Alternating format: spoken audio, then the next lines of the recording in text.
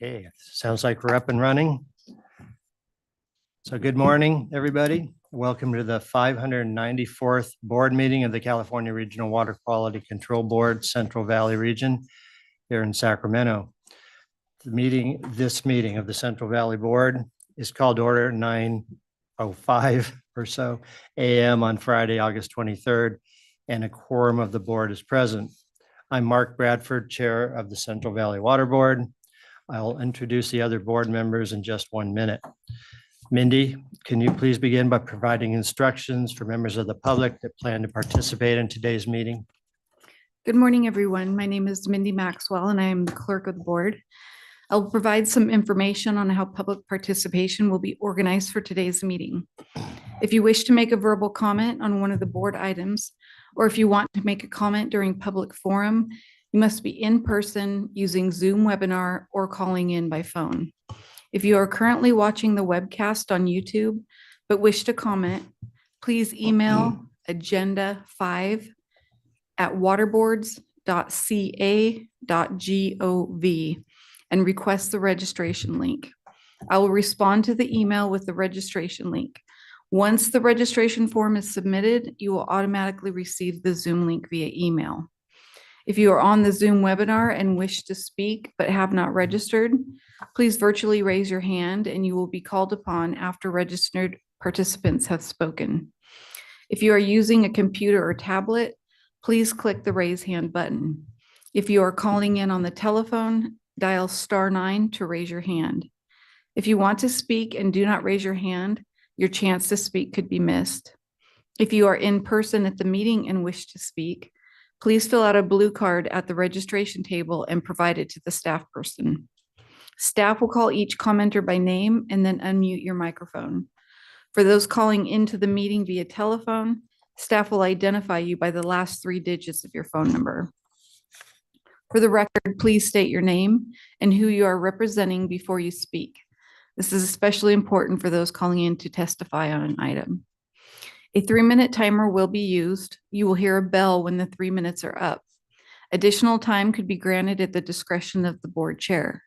Please speak from a quiet location to avoid background interference. I would also like to give a friendly reminder to our board members, presenters, and staff to please mute yourself when you are not speaking to avoid background noise. Thank you. Thank you, Mindy. I'll now introduce the other board members as follows. Nick Ovdis from Sacramento, Denise Cadera from Allensworth, who's participating virtually, Elena Lee Reeder of Sacramento, Sean Yang, also Sacramento, Art Baggett from El Portal, and again, I'm Mark Bradford from Sacramento. Nicole Morgan, State Water Board member, is participating in this meeting and will provide an update a little later. I'll now introduce Executive Officer Patrick Palupa, who will introduce his staff. Before that, please stand for the Pledge of Allegiance.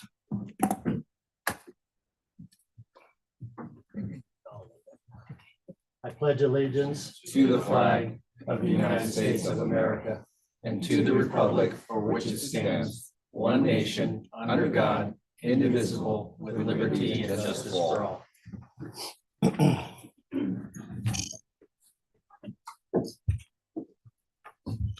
Okay, Patrick. Thank you. Sure. As always, every single virtual meeting is a little interesting. The protocols change a little bit each time, but thank you so much. Directly across from me, I have Kennedy Knight from the Office of Chief Counsel. To my right in front of the board is Christina Shoup, Assistant Executive Officer who runs our Fresno office. To her left is JJ Baum, Assistant Executive Officer in our Rancho Cordova office. To my immediate right is Senior Staff Counsel Jessica Yar. To my far left, Adam Lapitz, the other Assistant Executive Officer in the Rancho Cordova office. And to my immediate left, Mindy Maxwell, Clerk to the Board. In the audience is Clint Snyder, Assistant Executive Officer who runs our Reading office, and a number of staff as well. And with that, I'll turn it back to you, Mark. Thanks, Patrick. Board member communications. At this time, are there any communications from board members since our last board meeting? Seeing none at the table. Denise, are you there? Yeah, I just have a couple. August 7th, I attended the Thule Multi-Land Repurposing meeting. Quite interesting.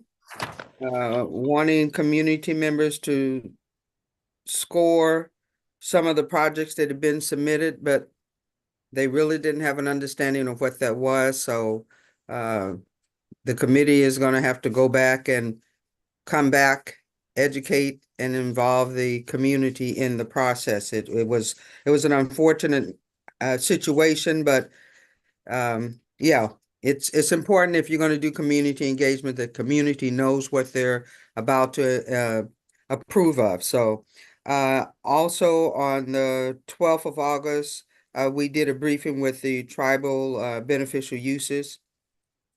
On the 17th of August, I attended the California Legislative Black Caucus, State of Black California, that was in Fresno. And just on a personal note, as a board member, Allensworth has been having water problems. We've had water outages at least 4 times since July. Electricity has been a problem as well. We have high levels of concentration in our water. And, boiling the water notice is something we're dealing with. Last night, water went out about 8:30. I went to bed at 11:30. We were still without water. So as a board member dealing with water quality, it's a very unfortunate things that communities like ours have to be subject to this situation. And hopefully it'll get corrected soon. And that's all I have. Thank you very much, Chair. Thank you, Denise. Yeah, that's sad to hear about the water going out. I think it kind of highlights what we're dealing with in San Joaquin Valley communities at large. Let's see, on my end, I had a interview for reappointment on the 10th of July. On the 15th, I sat in on that federal forest permit briefing, which is a really long, complicated story. But we're making good progress on it. And I think we're going to hear a lot more about that in the near future. And then on July 30th, there was another briefing that I attended on the Delta methyl mercury control program related to tribal beneficial use. Also another complicated subject, a lot of moving parts. And we're going to be talking about that a lot more in October, I believe, when we go up to Clear Lake. So that's it on my end. Do you have anything? No? Okay. At this point, we'll do the State Waterboard liaison update. And Nicole Morgan is here to provide that update.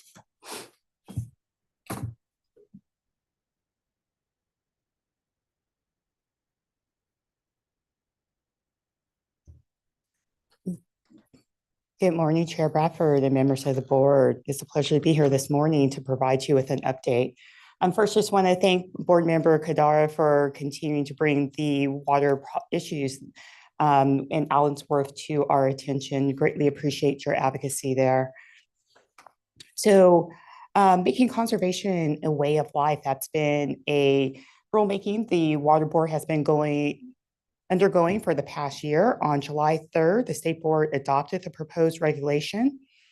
The regulation applies to state's largest water utilities, which serve 95% of California residents. It does not apply to individuals or households. Actions already underway by suppliers, businesses, and residents combined with the regulation are expected to produce about 500,000 acre-feet of water savings annually by 2040. This is enough supply to provide water to 1.4 million households for a year. The regulation is expected to be in effect by January 1st, 2025. To learn more about how the state is emphasizing efficient water use and long-term conservation goals, please visit the Water Board's conservation portal. So there's some funding potentially allocated to the Water Board and the climate bond. Just want to go over those numbers quickly with you, just to keep you up to date. There's 610 million for grants or loans to improve water quality to provide safe drinking water. There's multiple project types currently identified, and there's 25 million of that amount for tribal infrastructure. There's 386.5 million for grants for water reuse and recycling, 15 million to the Department of Water Resources and the State Waterboard to improve water data management and stream gauge. Just 110 million for grants for multiple benefit urban water stormwater management projects, and 50 million for loans and grants for cross-border water quality problems. And so that's for the Tijuana and New Rivers. So on July 31st, the State Board issued a public notice for the Delta Conveyance Project, which sets forth the hearing issues starting on page 8, pre-hearing conference participation information for the August 13th initial pre-conference hearing, which passed, let's see, that was just last week. Hearing schedule and deadlines on page 13. The hearing notice also provides other details regarding legal background and ex parte rules and hearing procedures. So that is under ex parte, so I will not be able to answer any questions. The current county sub-basin probation hearing that is upcoming, State Board has developed a draft report on that groundwater sustainability plan. Written comments of the report are due no longer than noon on September 23rd. Staff will also hold 2 public staff workshops to explain the draft staff report and share more about how to participate in the state's intervention process. Staff will also accept verbal public comments on the draft staff report at the workshops. While a quorum of the board may be present, the State Board will not take any regulatory action at the workshops. So those workshops are next week. The virtual workshop is on Monday from 11 to 1:30. The in-person staff workshop is on Thursday, the 29th from 5:30 to 8:30 p.m. The probationary hearing is scheduled to be held on Thursday, February 20th of 2025. So the Safer Advisory Group, our Office of Public Participation, is currently facilitating the 2024 application process. There's actually 11 seats that are open for appointment. The application period opened on July 2nd and will close on August 31st. And so that's the end of next week. Our Division of Financial Assistance has been busy updating the annual funding plans. And so that's our Clean Water State Revolving Fund Intended Use Plan, our Drinking Water State Revolving Intended Use Plan, and our Funded Expenditure Plan for the Safe and Affordable Drinking Water Fund. And so over the last 2 board meetings of August, the State Board adopted those revised and updated plans for this upcoming, well, for this current state fiscal year. And so State Board staff have also been working on a utility wildfire general order. Want to thank the regional board staff for working with us on that. On August 20th, the State Board held a public hearing on the order and supporting environmental impact report on the expedite authorization process for electric utilities that conduct wildfire mitigation, electric operations, and maintenance activities that support the safety needs while ensuring adequate water quality protections. Written public comments are due by noon on August 30th. State Board staff also have been working on the small MS4 permit reissuance. On August 1st, a public notice was issued regarding the availability of the informational draft permit for a 60-day public comment period. Public comments are due by noon on October 4th.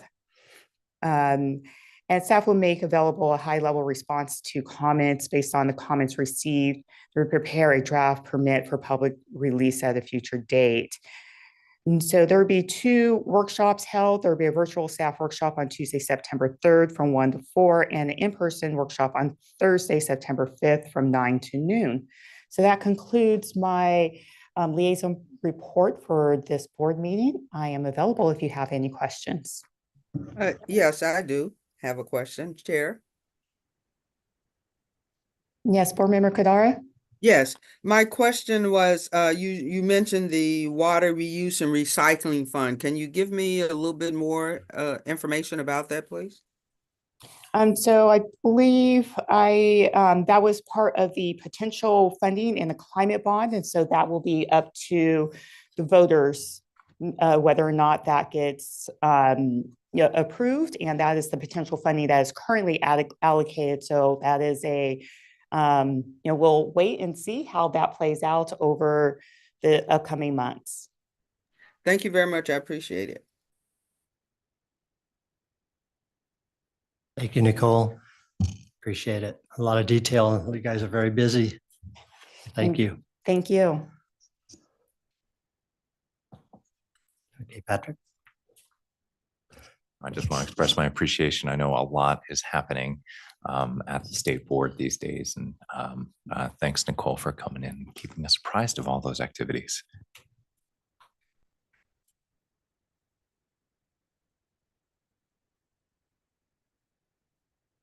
I would take 1 minute, Chair Bradford. I know item 4 was a state board liaison update, and I would suggest that we go to public forum next. The executive officers report, we're going to be presenting a couple retirement resolutions as well as an SAA. And so my suggestion would actually be that we do the approval of minutes and the approval of the uncontested items prior to that. So doing a little out of order. And we do have a commenter on the uncontested item that I'll introduce when that time comes. But I would Okay. suggest we go to public forum next and then. Yeah, thank go to you. minutes. That is actually in order. I just skipped over it. So if you are a person in the meeting and wish to speak and have not submitted a speaker card, please fill out a blue card at the reception table. If you're on the Zoom platform and have not already registered but would like to speak during public forum, please raise your hand now. Mindy, has anybody submitted a request to speak on any topic which is not on the agenda today? We do have some registrants online. Most have indicated they do not wish to speak. So if you are online and wish to speak, please raise your hand. I do have one person in person today. Tim Johnson with the California Rice Commission is here and would like to speak. Okay, let's do that now.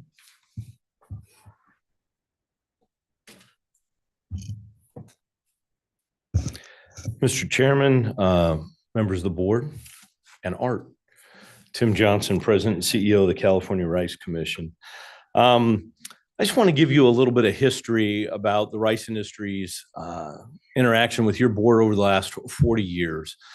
We were one of the first agriculture industries to be regulated in the state. When you hear about the rice pesticide program, that is a program that goes back many retirements ago, where we successfully working with the state, UC Davis, working with the Department of Pesticide Regulation, really were able to get rice pesticide discharges into the Sacramento River under control. Your staff was instrumental, and this board was instrumental in that success, which removed 95% of the pesticides that were at the time being discharged into the Sacramento River removed. We also, that program was really a significant part of the development of the Irrigated Lands Regulatory Program, those WDRs. Rice manages the only commodity-specific WDR in this region, and think we do it successfully because of that long history of being regulated and the good interaction that we've had with your board. So in that context, I provide the following comments. Over that time, we've worked with a lot of very good staff, and we've always been appreciative of that. We have worked with a few great staff.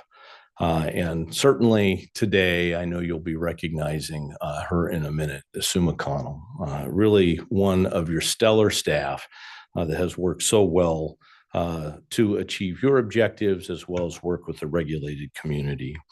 I really think she embodies what I would consider to be a good regulator. Now, remember, this is coming from the regulated community. I'm not ever sure those words come out of our mouths, but she is a good regulator. She listens, she's solution oriented, and she's tough. I'll be honest with you, when there was an issue that was difficult, she was tough, right? She got it done. We didn't walk away from the table and say, "Oh, we'll do this another time," or "I'll leave that for another staff member," or we'll punt it to a later discussion. The result has been better regulation for the agricultural community, better regulation for rice, right? The solutions focus to allow us to be able to find a way to meet the needs of the state board, the regional board, in ways that work for our crop, ways that work for our community. So it's with that, I just wanted to offer my real deep appreciation for Sue's many years of service, her incredibly hard work, and quite frankly, her kindness, right? This is a tough world that we all sit in when there's objectives on both sides. That's frankly very rarely done with the kind of kindness that we've seen from Sue. So on behalf of the California rice industry, our 2,500 farmers, our 500,000 acres in the Sacramento Valley, I just wanted to express our appreciation to Sue and make sure that you knew as a board that those of us who worked with her every single day are deeply indebted and greatly appreciative of her work. Thank you very much. Thanks a lot, Tim. It's always nice to hear from that side of the table that our staff is working so productively and effectively with the regulated community. I represent a lot of regulated community members when I was a consultant, and I always really enjoyed being across the table from somebody who understood what the goal was and how to get there most effectively. And like you said, not to just punt it down the road. So I think we're going to hear more about Sue in a little bit, so I'll stop there. Thank you again. Okay, per Patrick's suggestion, we'll skip ahead to approval of the minutes, which was agenda item 7. Are there any edits or corrections to the June 21, 2024 minutes? Hearing none. Can I get a motion to approve in a second? So moved. Nick has moved. Second. Art seconds. Mindy, if you could take the roll call. Board Member Yang, Abstaining, I wasn't here. Board Member Kadara, Yes. Board Member Lee Reader, Aye. Board Member Baggett, Aye. Vice Chair Abdus, Yes.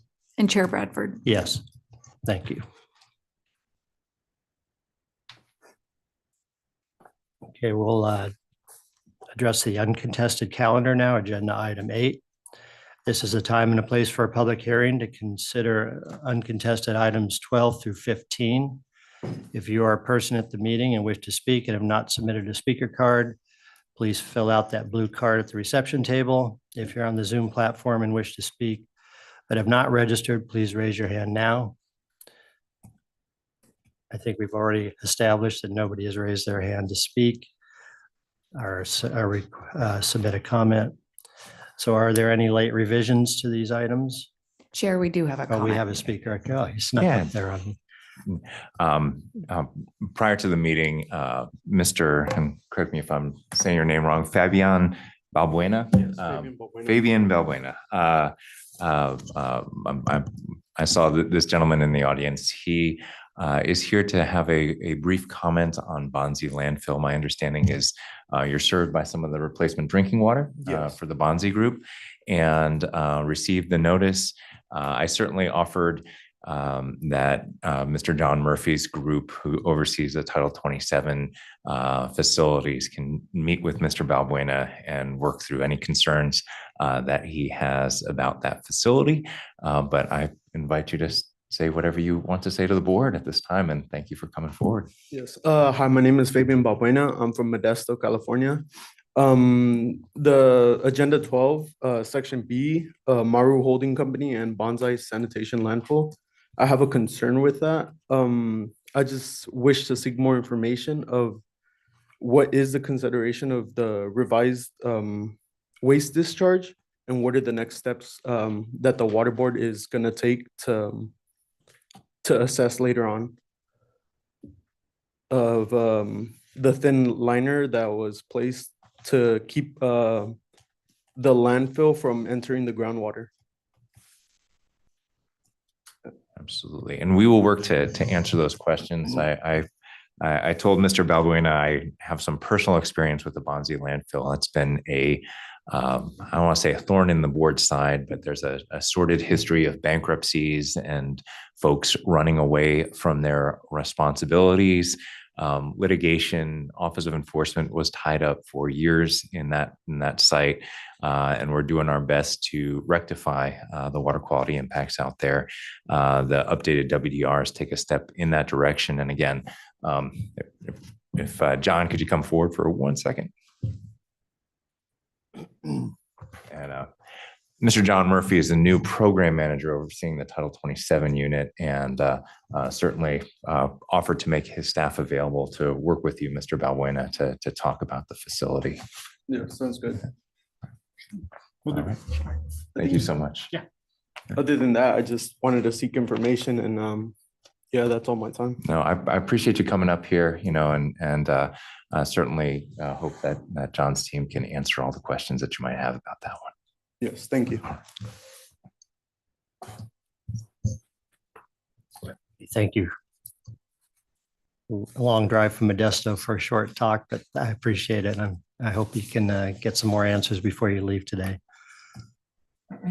Okay. On the uncontested calendar again, are there any late revisions? No late revisions. Okay. Does council have any legal issues to discuss? No. Okay. If we get a motion in a second, we can take a vote on these. I'll move the consent calendar with the late revisions. I'll second. Yeah, Elena moved and Nick has seconded. Mindy, if you could hold the roll call. Board Member Yang. Aye. Board Member Kadara. Yes. Board Member Lee Reader. Aye. Board Member Baggett. Aye. Vice Chair Abdus. Yes. And Chair Bradford. Yes. Thank you. Okay, the next item was just a administrative issue with the board meeting dates for 2025. And the proposed dates are on the 20th and 21st of February, 17th and 18th of April, which would be held in Fresno, 19th and 20th of June, 21st and 22nd of August, the 16th and 17th of October, which would be held in Reading, and finally the 11th and 12th of December with a 10 a.m. start time. Is there any questions or comments on those dates from the board members? I think we've already cleared those. If none, 25 board meeting dates will be scheduled as indicated.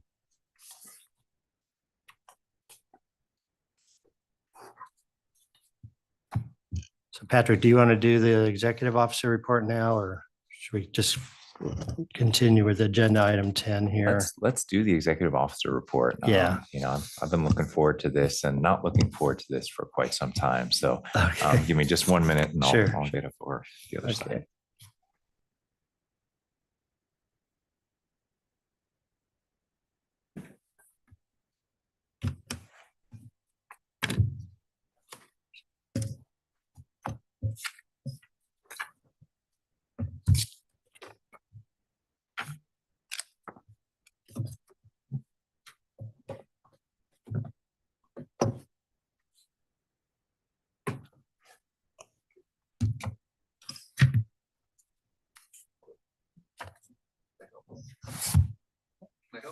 I'm in good shape. Thanks.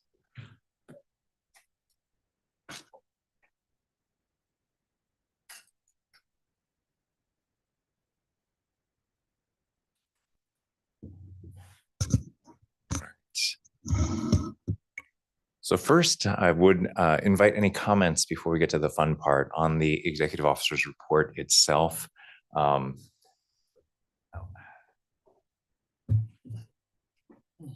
As usual, it covers a lot of ground. There's a lot of activities happening throughout the region, and we try our best to summarize those in a manner that's readable for the board and for the public. It is probably the one thing that I point folks to when they say, What does the board do day in and day out? Certainly, we have a lot of matters that come before the board, but the vast majority of the work is done on a day-to-day basis by items that are covered in the executive officer report. So any questions? I'm available for that. Good shape. Good to meet It's not very comprehensive as always. Thanks. So before we go into the discussion of a couple resolutions for some staff that I've had the privilege of working with for quite some time, I want to recognize one of the newer staff within our office, and newer is a relative term. I believe I saw her on the Zoom, but Katie Gilman, are you there? I am. Good morning. All right. Good morning. And you'll hear a little bit more from Katie later on as part of a distinct presentation. But right now, I'd like to present a Superior Accomplishment Award for Katie Gilman, who works in the non-point source unit up in the Reading office. Katie Gilman is an engineering geologist in the Reading office's non-point source program and has been with the Central Valley Waterboard since 2016. Katie began her career with the Reading office as a scientific aide in the groundwater unit and has worked in numerous program areas throughout the Reading office prior to her current position. Katie is tasked with a wide variety of assignments, including grant oversight, harmful algal bloom response, post-wildfire coordination and recovery, complaint response, and water quality monitoring. Katie is being recognized for her outstanding work ethic and efforts to manage a diverse workload. She has come to speed very quickly in her position, a daunting task considering the variety of tasks assigned to her. A grant that Katie is assigned had recently run into an unexpected cost increase. While the process to deal with this was initiated by a previous staff person in her position, Katie was able to pick up the process very quickly and continue moving it forward. Katie met with the grantee in the field to better understand the work being done and was able to continue working with state board staff to secure additional funds for several shooting ranges. In addition to her work with the grants, Katie is assigned oversight, of the grant project. In addition to her work with the grants, Katie is assigned oversight of several shooting ranges throughout the region. It can be a lead and other issue. Recently, Katie completed follow-up, including 2 separate rounds of surface water sampling at a range in Plumas County. She successfully coordinated with the United States Forest Service staff in needed mitigation measures, and one of the sampling events was able to be expanded upon to assist with another unit's oversight of a closed landfill in the area. Additionally, on top of her core workload, Katie has recently been assigned numerous complaints for follow-up. In all the circumstances, Katie has remained professional, interacted with a multitude of interested parties successfully, and has kept all her projects on schedule. These are just a few examples of the work that Katie is involved in. Katie does an outstanding job keeping her workload organized and is always a pleasure to work with. We appreciate all the work and effort that Katie puts into her position. Thank you, Katie, for your contributions to the important work of our office and of the region as a whole. And that write-up was provided by Griffin Perea, senior engineering geologist and her direct supervisor. I've had the privilege of getting to know Katie personally through her work with the Racial Equity Group, and I can certainly vouch for everything that Griffin puts forward. Katie is courageous about bringing issues to management attention and is somebody who always thinks of new ways of doing things and ways we can improve our processes. So I'm very, very happy to present this Superior Accomplishment Award to Katie. I know you're apparently not up on the screen here, but I know that you're participating in the Zoom. I don't know if there's any way to bring them up on the screen, or is that not working today? Okay, too bad. Well, thank you very much, Katie, and congratulations. Thank you. I appreciate it.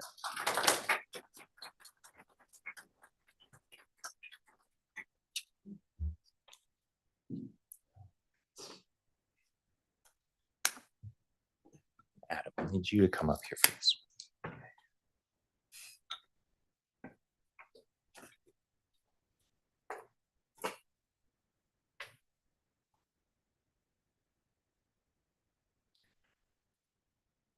And so when I said that I've been both looking forward to and dreading this moment for quite some time, It is because before you today are retirement resolutions for two, frankly, pillars of the regional board that have lended their expertise and mentorship to numerous staff. And first and foremost, I'd like to recognize Sue McConnell.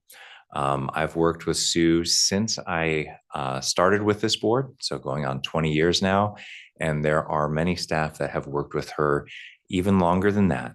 What you see on the screen right there, and thank you, Mindy, for putting this together, is a word cloud of some of her colleagues of how they see Sue and the adjectives that they would use to describe her and her work. I cannot thank Sue enough for the legacy that she leaves behind at the Central Valley Water Board. In her 36 years of work here, I think that's the right number, she has influenced virtually every program and just numerous staff that now work at the State Water Board, other agencies within this agency. And I know personally, her guidance and mentorship has meant the world to me.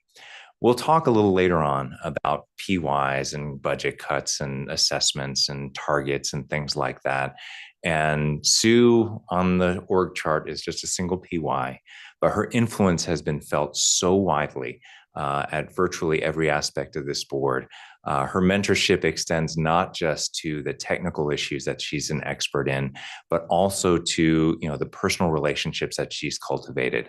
I've looked to her for guidance, not just in the position that I have right now, but frankly, in navigating being a regulator and also being a father, working to create that work-life balance. Sue is always one to comment about when I got to take a break and go to the tennis court or go to the volleyball court or whatever it takes to keep your head above the water when things are getting tough. I also want to extend my deep appreciation to her husband, Stu, to Byron, who I hope is listening in one way, shape, or form, and to May, her daughter, who's here in the audience today, for lending Sue to us for all these years. I know Sue has worked a lot of hours with this board, dedicated nearly her entire professional career to protecting water quality in the Central Valley. The water quality and the people who worked at this board are much richer because of what she has done here and the legacy that she leaves. It is really with deep, heartfelt appreciation for her and her work that I present this resolution to the board today. And I'll have Adam read off the text of the resolution. And then I would invite a couple people who I see in the audience. And for those of you who are relatively new board members, there are some rock stars here today that have profoundly influenced the direction of the board and who may have retired 1 or 2 years ago, maybe a little longer than that. And really, it's great to see them come back and recognize the achievements of the two people that we're recognizing with resolutions here today. Without further ado, I'll turn it over to Adam for reading the resolution. Oh yeah, Sue's got to come up here.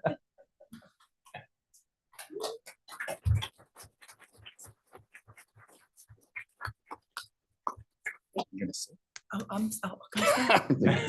You You can do whatever. my boss. It's your day. You can do whatever you like. Okay, so I'm gonna go ahead and read these. I think, whereas Sue McConnell came to work at the Central Valley Water Board on July 25th, 1988, as a water resource control engineer. She holds bachelor's and master's degrees in chemical engineering and is an alumni of the University of California, Berkeley. Sue will retire from the Central Valley Water Board on December 30th, 2024, with over 36 years of state service. Whereas Sue began her water board service working in the Central Valley Water Board's Fresno office, Sue transferred to the Central Valley Water Board's Sacramento office in January 1989. In October 1999, Sue was promoted to Senior Water Resource Control Engineer. As a senior engineer, Sue was a key leader in working to bring consistency in how the non-point source program was implemented within all three offices of the Central Valley Water Board. Whereas on February 23rd, 2015, Sue promoted to supervising water resource control engineer responsible for managing the Central Valley Water Board's irrigated lands program. The irrigated lands program is one of the largest non-point source control programs in the state, covering millions of acres and about 30,000 individual growers. Whereas Sue is one of the few staff members that has worked in all three of the historic Sacramento office locations: Bonderson Building downtown, Routier Road Building, and the Sun Center office. Whereas because Sue has worked at the Central Valley Water Board so long, much of the knowledge of her early career has passed from fact to lore. One such alleged memory is that Sue started her career with the water boards without having learned to swim. Because of this, there was some concern for her safety when conducting field work. Peers who have asked to remain anonymous, maybe some of them here today, allege that Sue was a sinker.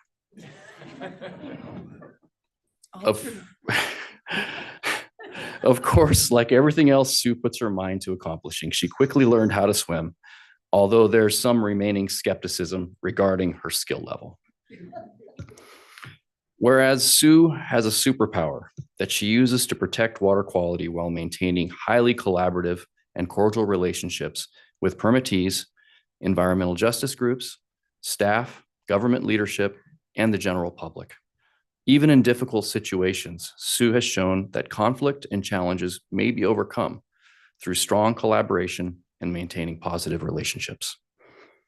Whereas Sue is an exceptional athlete and is known to be a force on the tennis and volleyball courts. She is a fierce competitor on the tennis court, so much so that her boss fears to play her. She is encouraged to continue pursuing these endeavors while mixing in yoga to give her opponent's pride some needed rest. Whereas Sue's strong and thoughtful leadership at the Central Valley Water Board has led to successful implementation of numerous important water quality programs. Just a few of these programs include the Federal Non-Point Source Program, Protection of Water Quality on the Rubicon Jeep Trail, Clear Lake Nutrient Control Program, Royal Mountain King Mine, the Stormwater Program, and the Irrigated Lands Program. Sue's leadership in the Irrigated Lands Program has established the Central Valley Water Board's program as a nationwide leader, ensuring protection of surface and groundwater quality while working to sustain important agricultural operations that provide food and fiber products to people across the nation and the world. Whereas Sue spent 36 years with the water boards, her high quality work, outstanding leadership, and mentoring of staff has made the Irrigated Lands Program highly successful and a fun place to work. She is known for her kindness, knowledge, leadership, and generally as the best boss ever. Sue seeks to bring out the best in everyone around her and is a blessing to work with. She is greatly missed, or she will be greatly missed. She's here right now. I'm sorry, Sue. Therefore, be it resolved that the members of the Central Valley Water Board and its staff respectfully extend to Sue McConnell on the occasion of her retirement our sincere thanks and appreciation for a job well done. And the Central Valley Water Board wishes Sue the best in her future endeavors.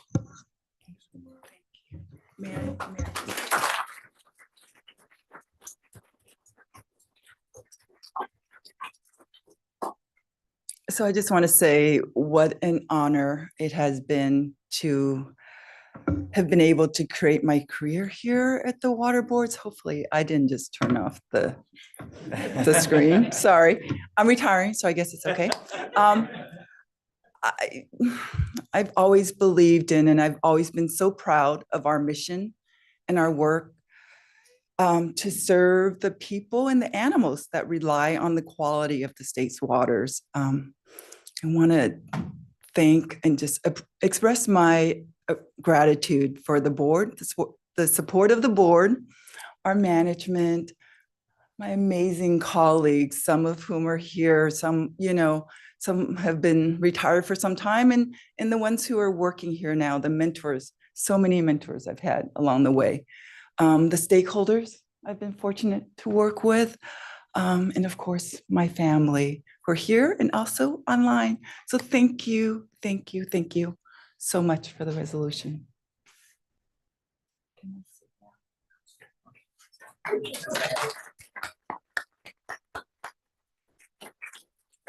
Can I say something real quick? Sue, I think you got it backwards. We're the ones that want to thank you. You don't need to thank us.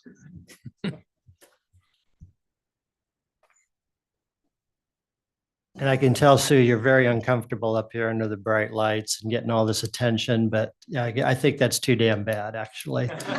Because we all needed to hear about your history here at the Water Board. So thank you for your service. And you have been so welcoming, I know, to all the new board members. When they come on, they meet Sue and they realize if you have any questions, that's the place to go. So thank you so much.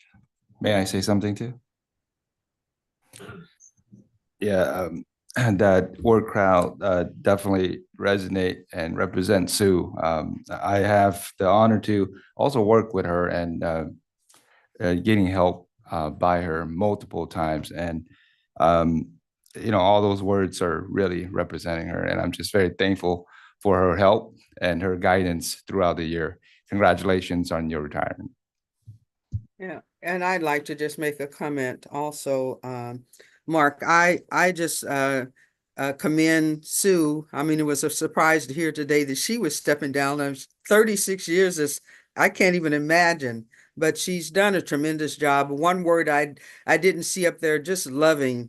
That's what she has represented to me, and the work that she's done and her interactions, professionally and just fun loving.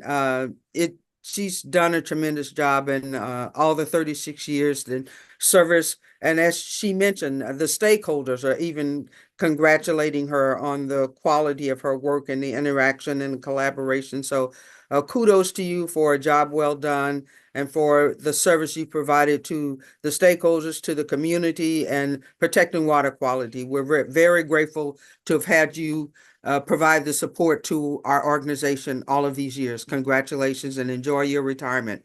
And get that swimming down too. Hi. Oh, go ahead. No, of course, go first. Okay.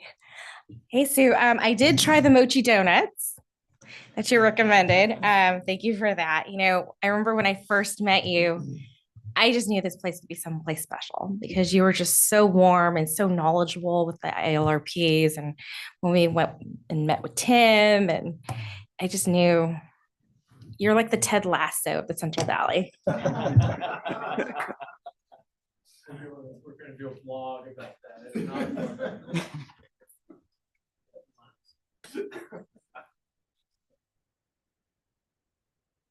I just wanted just quickly to come up and say, I also just want to thank Sue. We became supervising engineers about the same time here at the Central Valley Water Board. And it was just amazing to be there with you, be co-managers and partners, and just to learn and grow together. You were a great support for me, and just to be able to come and talk to you and just ask questions, and that is going to be everlasting. I just cannot express my gratitude of you being there for me during that time of transition. A lot going on just professionally and personally for me at that time, and to have someone like Sue to be I say, it's just not, it's more than a coworker or a colleague, but just someone who just, that word cloud just really emphasized who she is. And just to sit down and be able to talk to someone just about that work-life balance, and just about the transition of becoming from a senior engineer to a supervising engineer, and taking on that new role within the Central Valley, and working with, internally and external with our stakeholders and, the programs of the Valley. It just was tremendous. And it's always meant so much to me. And it's been just great just to see you continue to succeed and just grow. And now, to think that Sue's not going to be here when I come to visit is just, I can't express how, I don't know, just overwhelming that is, just to know that I'm not going to get to see her every other month. It's really hard, but I am so proud and just so, joy, just so much joy for this new road and path that you get to take. So please stay in touch, and thank you for the impact that you had on me and my career, and wishing you the best.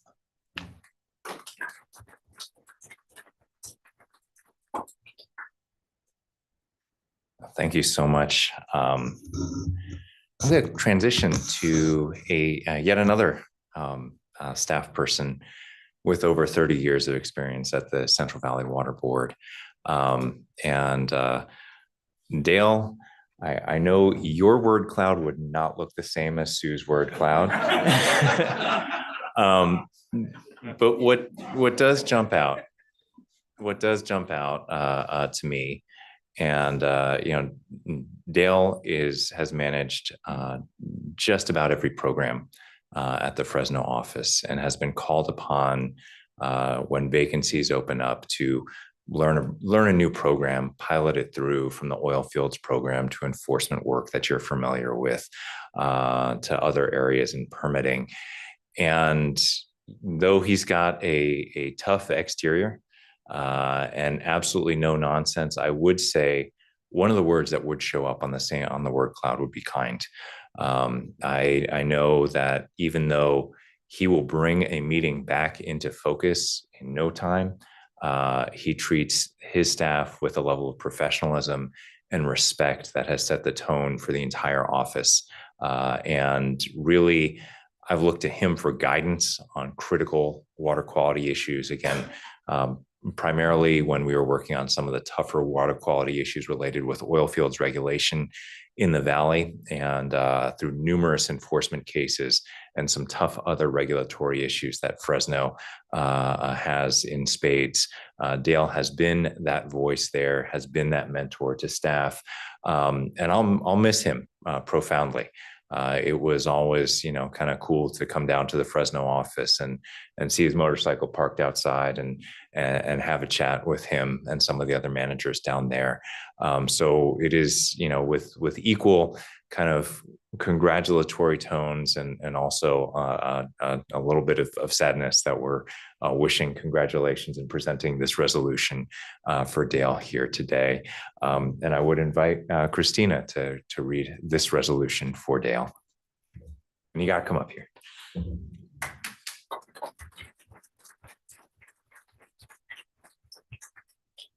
I don't have a word cloud for Dale, but I am going to say a few things before I read the resolution. As you all know, I've been with the water boards for less than a year. And what they didn't tell me when they hired me was that I would be responsible for preparing a resolution for somebody who is a giant, one of the pillars of the water board. And so I want everybody to know that these words are not just mine. They are mine, but they're not just mine. Our entire Fresno team contributed.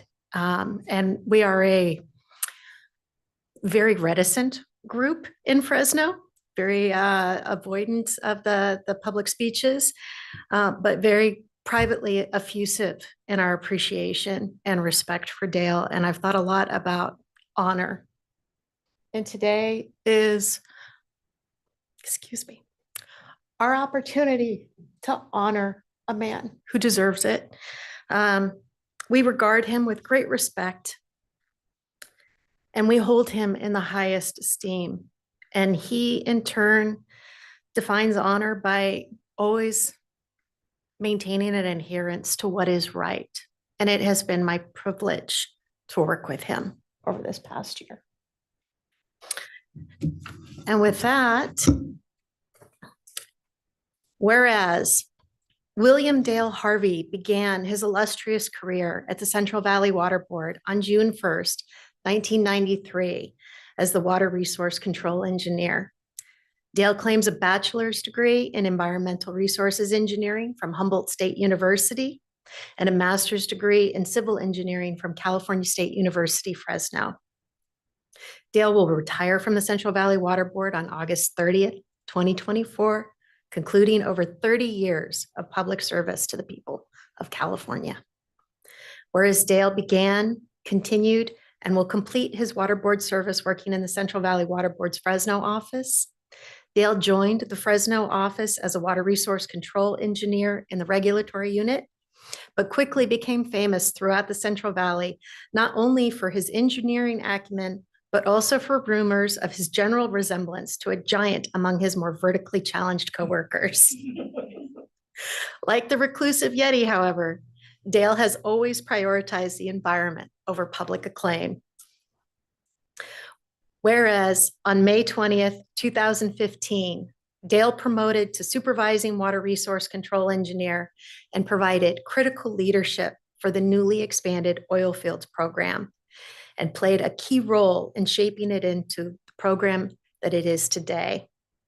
The Central Valley is home to more than 85% of California's oil fields, producing an average of over 460,000 barrels per day, and is the 7th largest oil producer in the United States. Whereas Dale has managed all but one of the programs in the Fresno office during his career, his institutional knowledge is unmatched and his mentorship has been invaluable to many. In 2023, Dale was recruited to lead the Fresno office compliance and enforcement efforts and serve as a trusted advisor to the newest assistant executive officer. Whereas much of the knowledge of Dale's early career has become mythic, passed down in reverent whispers and water cooler gossip. Always focused on the board's mission, Dale could be counted on in his early days to break up disruptive office chit-chat with an abrupt, "What does this have to do with water quality?" After an early performance review described him as brusque, Dale admits to looking up the definition and, after consideration, acknowledged it was a fair assessment. Dale attributes his forthrightness to an early background as a firefighter, a paramedic, and a landscape contractor, all of which value economy and speed in communication in the implementation of their professional skills. Whereas some of Dale's favorite words and phrases will forever be missed at the board and will certainly be carried on by others, such as, see me, back the truck up, and Fresburg. Whereas, as a man who values evidence and truth, and because there is a non-zero chance he may one day be proved wrong, Dale never hesitated to set aside personal ego for the greater good. Because Dale is a reliable source of straight talk, blunt observations, and genuine intentions, and strong values, he has earned the respect of his coworkers, stakeholders, and this board. Whereas Dale is an avid outdoorsman, hiking and backpacking much of the Sierra Nevada and the national parks, a motorcycle aficionado, rarely missing a Street Vibrations rally in Nevada each year, and a devoted husband, father, and grandfather. Whereas Dale's commitment to high quality work, leadership, and mentoring has enriched the Central Valley Water Board staff and programs.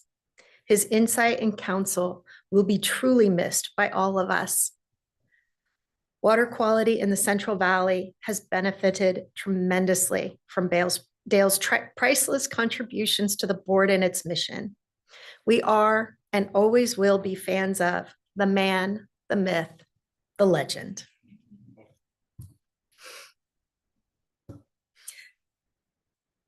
Therefore, be it resolved that the members of the Central Valley Water Board and its staff respectfully extend to Dale on the occasion of his retirement our sincere thanks and appreciation for a job well done, and the Central Valley Water Board wishes Dale clear skies and happy trails in his future adventures.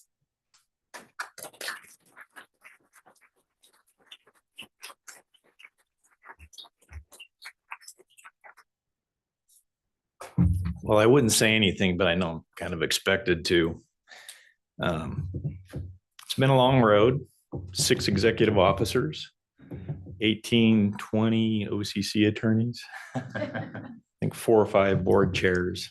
But it's been a good road. My only regret is that I had to follow Sue today. But I agree with everything that everybody said about her.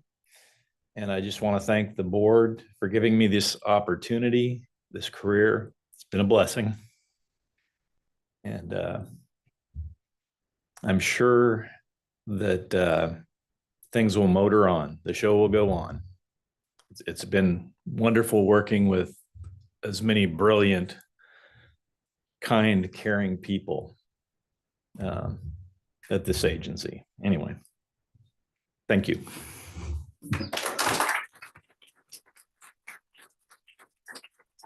Let's go get a picture, and let's also get a picture with Sue. Nicole, you want to come up first? I'd just like to add my thanks to you, Dale. I haven't worked with you directly, but you've been there a long time. I'm surprised there's been that many board chairs, considering Dr. Longley was here for almost an eternity. And I'm glad you have so many activities to keep you busy in retirement. Sounds like Sue does as well. I retired 8 years ago, and I found out I'm pretty good at it. So enjoy your retirement. If I may also add a comment. Some of you may or may not know, but I'm originally from Fresno, live most of my life in Fresno. And I could sincerely say that even though that I haven't worked with you directly, but I've been a beneficiary from your leadership and the Fresno team, been a constituent as well. So I just want to also give you my sincere thank you and appreciation for your work. Thank you, and congratulations on your retirement. Okay, and this is Denise here. Just like to give a comment. When I came to the board in 2014, my first tour in April 2015 was the oil fields, and Dale was the person that took me on the tour. And we've had a few tours there. And we worked on numerous projects, the Food Safety Committee and so many others. But Dale, I've enjoyed having you and your work. Your expertise has been great. You always were just solid with what you presented and the quality of your work, and just appreciate knowing you. And it's going to be some big shoes to fill for you stepping out of this light, but we appreciate the service you provided to the board and the service you provided to the public. It's been tremendous, and we really appreciate you, congratulate you, and of course we'll miss you, and have a great retirement. Make sure you have something planned to do. Congratulations. Thank you.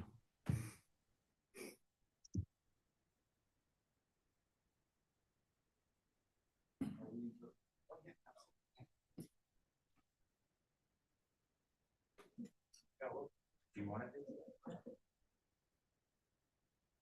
Yeah, let's do a big one.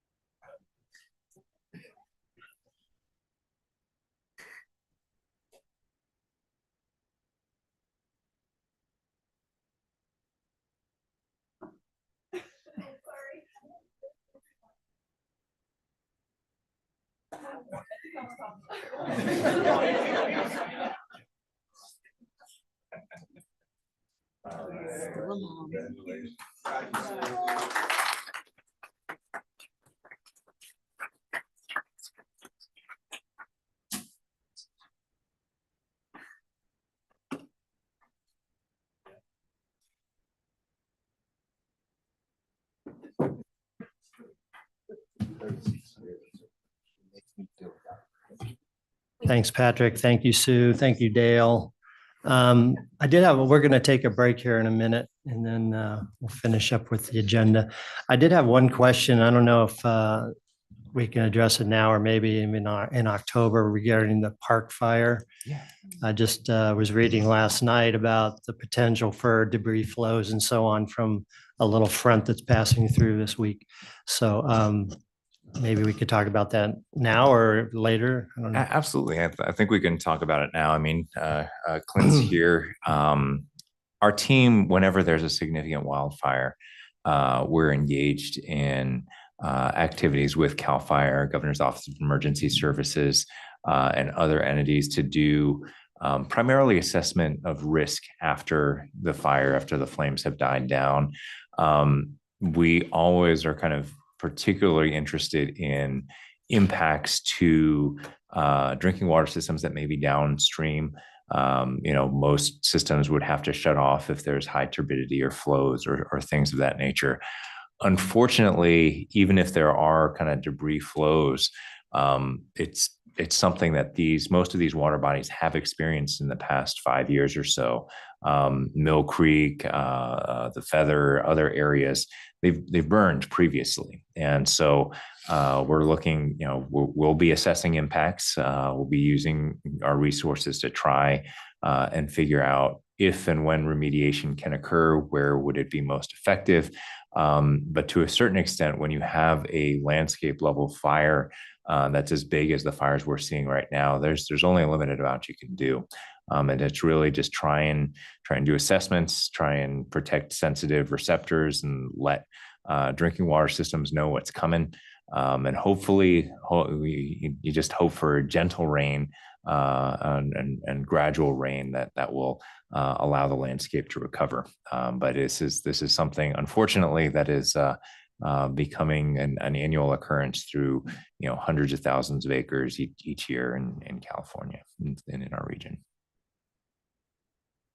Okay, thanks, Patrick. Yeah, I know the watershed includes some spawning habitat that's going to be impacted. But Absolutely. like you said, I mean, it's happened before and somehow the fish have survived. So hopefully this won't be. Yeah. No, I think, again, I'm not a fisheries specialist by any stretch of the imagination, but you look at how salmonids have been adapting, and it's rough. And I think it's particularly rough when you see decreased snowpack and high temperature for trout and salmonid population. And it's one of the reasons why you see, in the springtime, spring run Chinook is kind of teetering on the edge.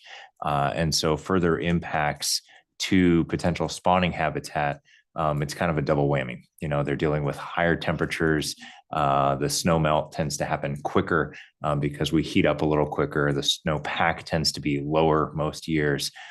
So it's just a variety of stressors that are impacting those salmonid habitats, and wildfire and the silt and sedimentation that can cover up redds or cover up spawning habitat is just one more thing that they have to deal with. So I will encourage everybody to and I can send a link, but Natural Resources put out, I think it's the salmon strategy. There's a kind of the strategy for the hotter, drier California.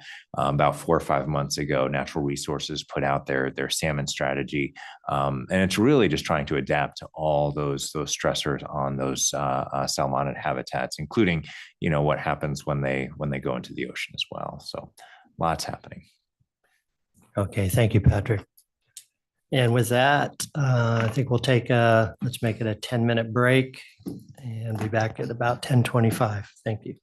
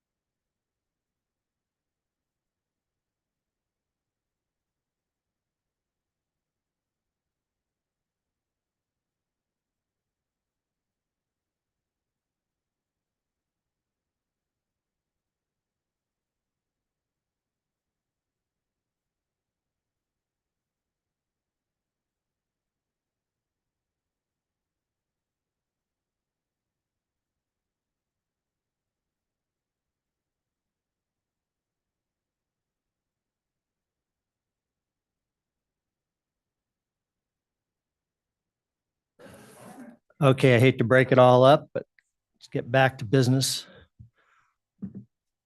as Dale would say.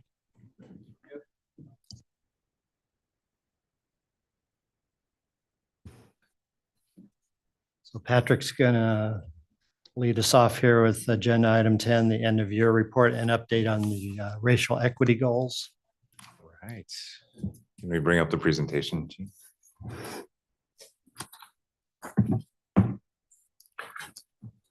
Yeah, this is an information item only and no action will be taken, although the board may ask questions and provide direction to staff. After the presentation, interested persons will be allowed 3 minutes each to address the board. And now we'll hear from Patrick. Thank you so much. This year we'll do this a little differently. I know I said that last year as well. No video shorts from the program managers, which they're very grateful for skipping this past year. But what we're going to be talking about today is really a couple things. We have a very extensive, and click the slide.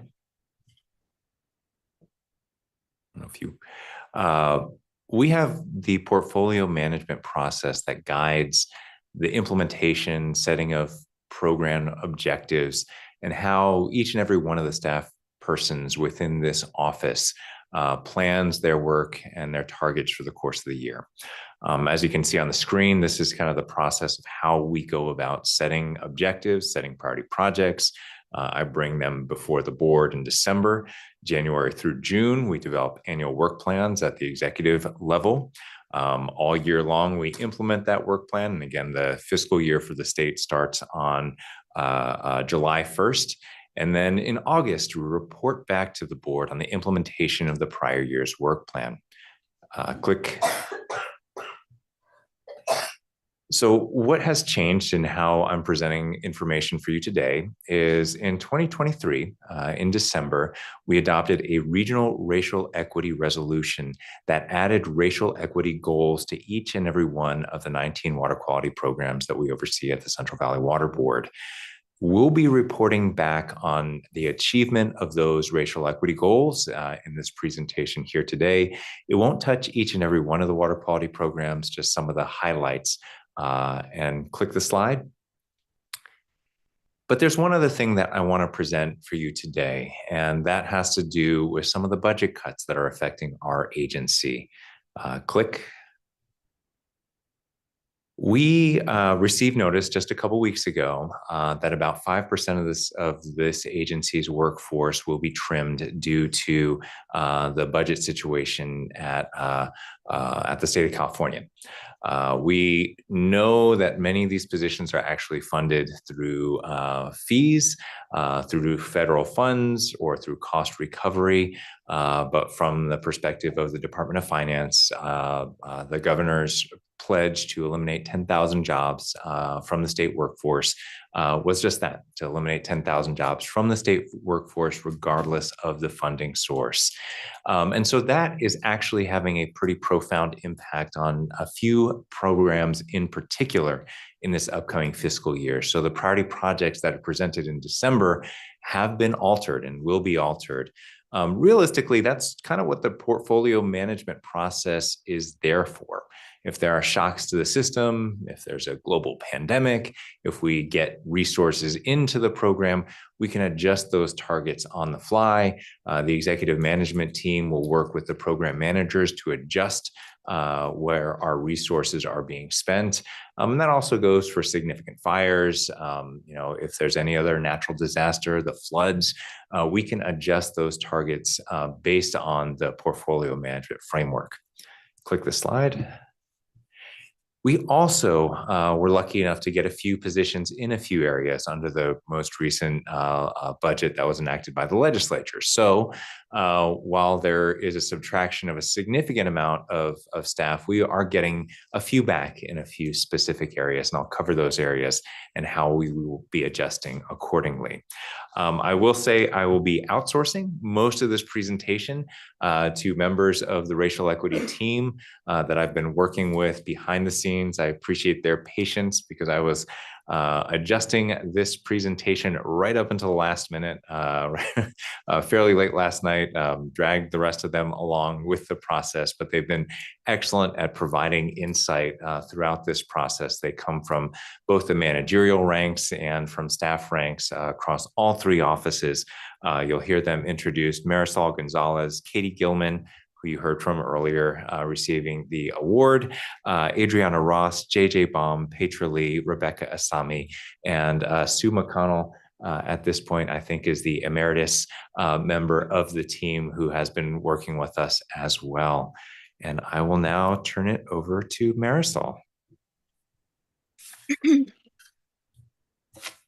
Good morning, Chair Bradford and members of the board. My name's Marisol Gonzalez, and I'm an engineering geologist working in the board's Reading office in the MPDS Permitting and Enforcement Unit. As Patrick stated, Budget Letter 2420 has resulted in the elimination of positions in the planning, cannabis, cleanup, non-15, confined animals, non-point source, and forest activities programs. As you will see later in this presentation, the cuts to the cannabis program were balanced out by additions from the current legislative year. The legislature also allocated new resources to address waters that lost their federal jurisdiction under the Supreme Court's 2023 Sackett decision. And we received new resources to assist in permitting stormwater infiltration projects. We were also able to retain a position associated with the nitrate control in Fresno. Next slide, please. We'll first go through those programs that will grow in the next fiscal year. Next slide. First, the CV Salts program. As you know, CV Salts stands for Central Valley Salinity Alternatives for Long-Term Sustainability. This is a stakeholder-driven effort to address salt and nitrate accumulation in the valley. This program works to ensure safe drinking water supplies, reduce salt and nitrate loading, to protect beneficial uses, and implement long-term managed restoration of impaired water bodies. The board created a senior position in Fresno to help with the nitrate control program, and this position was retained as the board prioritized resource. Next slide, please.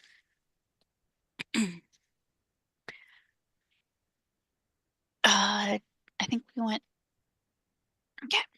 In I got it, Jean. So. Okay. In 23-24, the primary racial equity goal for CV Salts program was to implement the nitrate control program. This goal was achieved. In Priority 1 areas, CV Salts staff reviewed management zone proposals, issued completeness letters, and conducted a hearing to hear concerns about the next phase of the project. Priority 2 efforts got underway in 23-24. The board issued notices to comply to all nitrate dischargers in Priority 2 areas. This means that Priority 2 management zones are currently forming to develop well testing and safe drinking water delivery programs in Priority 2 areas. These goals remain the same for 24-25. Implement the nitrate control program, work on adopting permits that require nitrate load reductions, and ensure that drinking water programs are established in the nitrate impact areas. I will now turn this presentation over to Katie. Thank you.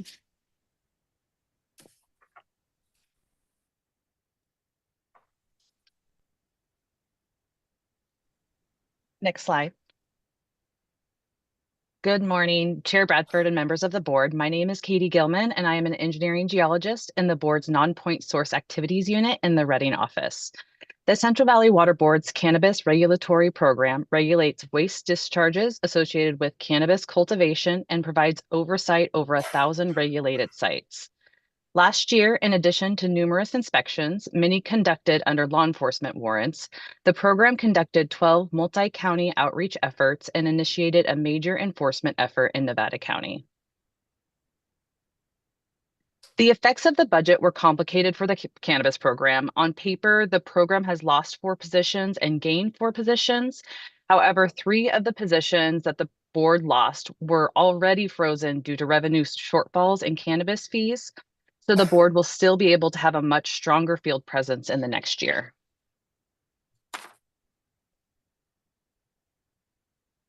Nearly all counties in the Central Valley prohibit the cultivation of cannabis, yet cannabis operations are still widespread. Many of these sites are cultivated by persons who do not speak English as their first language, but receiving information on proper mitigation, even though these sites are illegal, can help prevent significant water quality impacts. The 23-24 racial equity goal for the cannabis program was to translate important information into languages other than English to help reach out to these cultivators. The board, with the Office of Public Participation, to record presentations on water quality mitigation in Spanish and Hmong to help achieve this goal. In 24-25, the cannabis program proposes to conduct enrollment enforcement in priority watersheds, works to reduce case backlog, and continue multilingual outreach initiatives. The stormwater program enforces general construction and industrial stormwater permits issued by the State Water Board. In 23-24, regional board inspectors working in this program conducted 454 construction inspections, 355 industrial inspections, and 23 municipal inspections or audits. This program is also tasked with writing permit requirements for municipal separate stormwater systems, or MS4s, for large municipalities in the region. These requirements require municipalities to minimize non-stormwater discharges into their storm sewers. Most large cities in the Central Valley are regulated under a general permit. A major permitting effort is underway to update this permit, and the permit amendments are scheduled to come before the board in December. The board also will receive one staff person to help implement stormwater capture initiatives that will help replenish groundwater in many municipalities. The stormwater program sought to incorporate Cal EnviroScreen as a prioritization tool as its racial equity goal for 23-24. The goal was achieved and will continue to be refined into 24-25. When developing priority sites, industrial stormwater inspections take into consideration potential impacts for environmental justice communities, as well as traditional metrics like benchmark water quality exceedances, repeated failures to submit reports, and failures to collect water quality samples. I will now turn the presentation over to Brandon.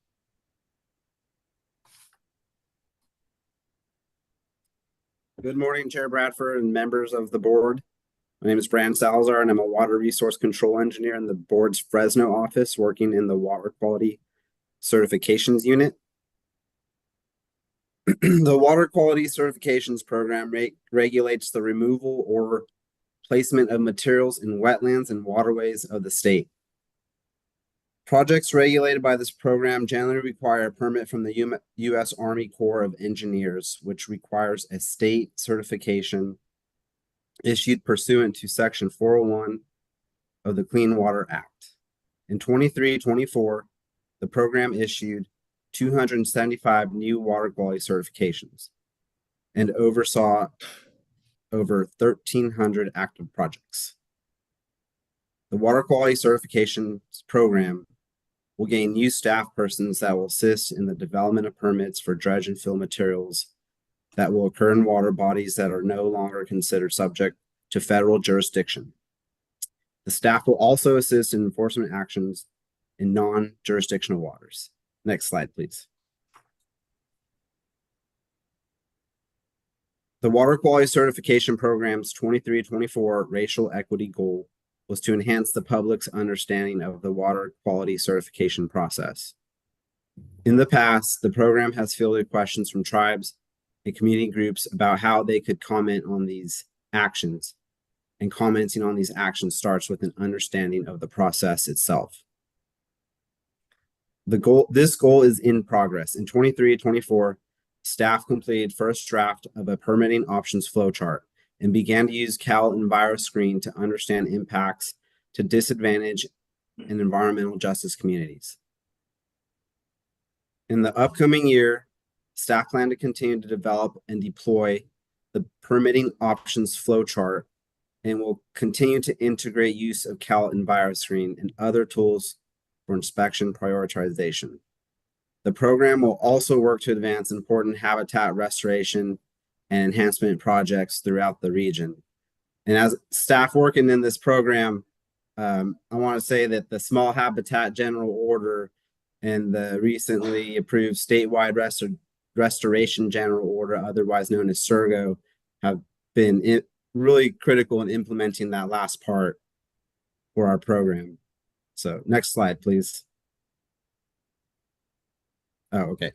So now we'll go through those programs that were impacted by the recent cuts. Next slide.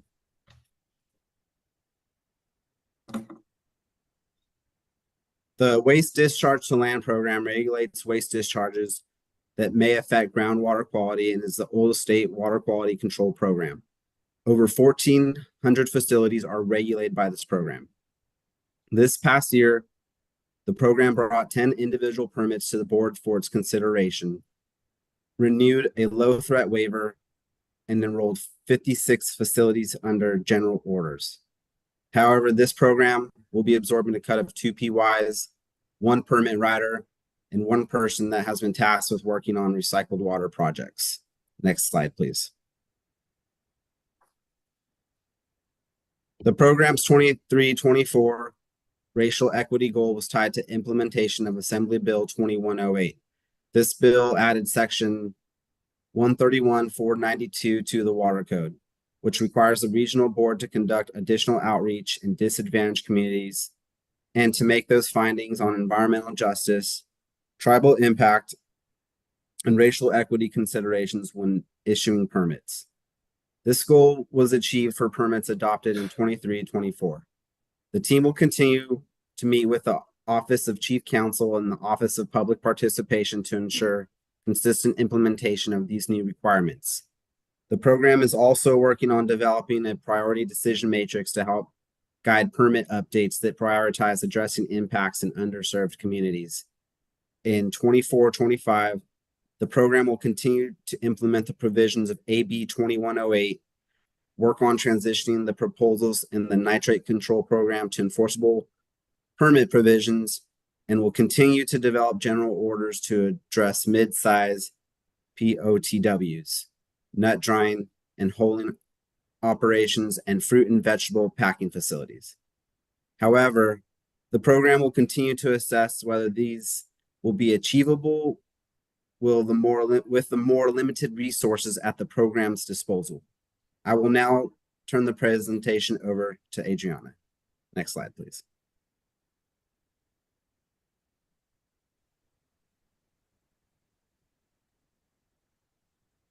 Good morning, everybody. Chair Bradford and members of the board. My name is Adriana Ross, a program analyst in the board's Fresno office and the board Fresno tribal liaison. The mines program regulates 106 mine sites with known or potentially water quality impacts. Discharges of water from these mine sites can have devastating effects on receiving waters and can significantly limit beneficial uses for miles downstream. This past year, the staff in the program conducted 47 mine inspections to assess sites, conditions, and compliance. Work behind the scenes to assist the US EPA and DTSC in efforts to help place Afterthought Mine on the NPL list and made significant progress on a number of priority sites, including Sulphur Bank Mine on the shores of Clear Lake. However, the program will be absorbing a loss of one of its positions in the Rancho Cordova office this year. Next slide, please. The program's racial equity goal is to incorporate a consideration of threats to water quality with metrics assessing disproportionately environmental burden and to case prioritization. In support of this goal, the program developed an individual action plan guidance. This guidance will use in engaging with disadvantaged communities and tribes on mine sites that will both help prioritize sites and will help solicit feedback from impacted communities. For next year, the goal is to continue work in this area. Next slide, please. The planning program is one of the most far-reaching programs at the board. Staff in this program work on civic salts, tribal beneficial uses, and biostimulatory projects. Unfortunately, this program was significantly impacted by this year's cuts, losing 2 PY from the Mercury Metals unit. Next slide, please. Thank you. The board is also changing how we track program goals within the planning program and are now differentiating work done in service of TMDLs. The TMDL program utilizes planning staff to assist in the development and implementation of total maximum daily loads, projects that help restore impacted waterways. This program currently works on methylmercury and pesticides water quality impairments. This past year, the program issued a long-awaited Delta Mercury Control Program assessment for peer review and developed a draft pyrethroid research plan. Next slide, please. This program's racial equity goal will be likely to be impacted by the budget cuts. In 23-24, the program proposed a project to update basin plans with reference to califier screen and other racial equity resolution references. This will be considered in the next triennial review. However, work on TBUs may be delayed due to the loss of key personnel. So I'll now turn the presentation to JJ, and thank you very much. Thank you, Adriana. Good morning, Chair Bradford and members of the board. In my role as Assistant Executive Officer, I indirectly oversee program staff in the Rancho office that inspect a large portfolio of dairies and other confined animal facilities.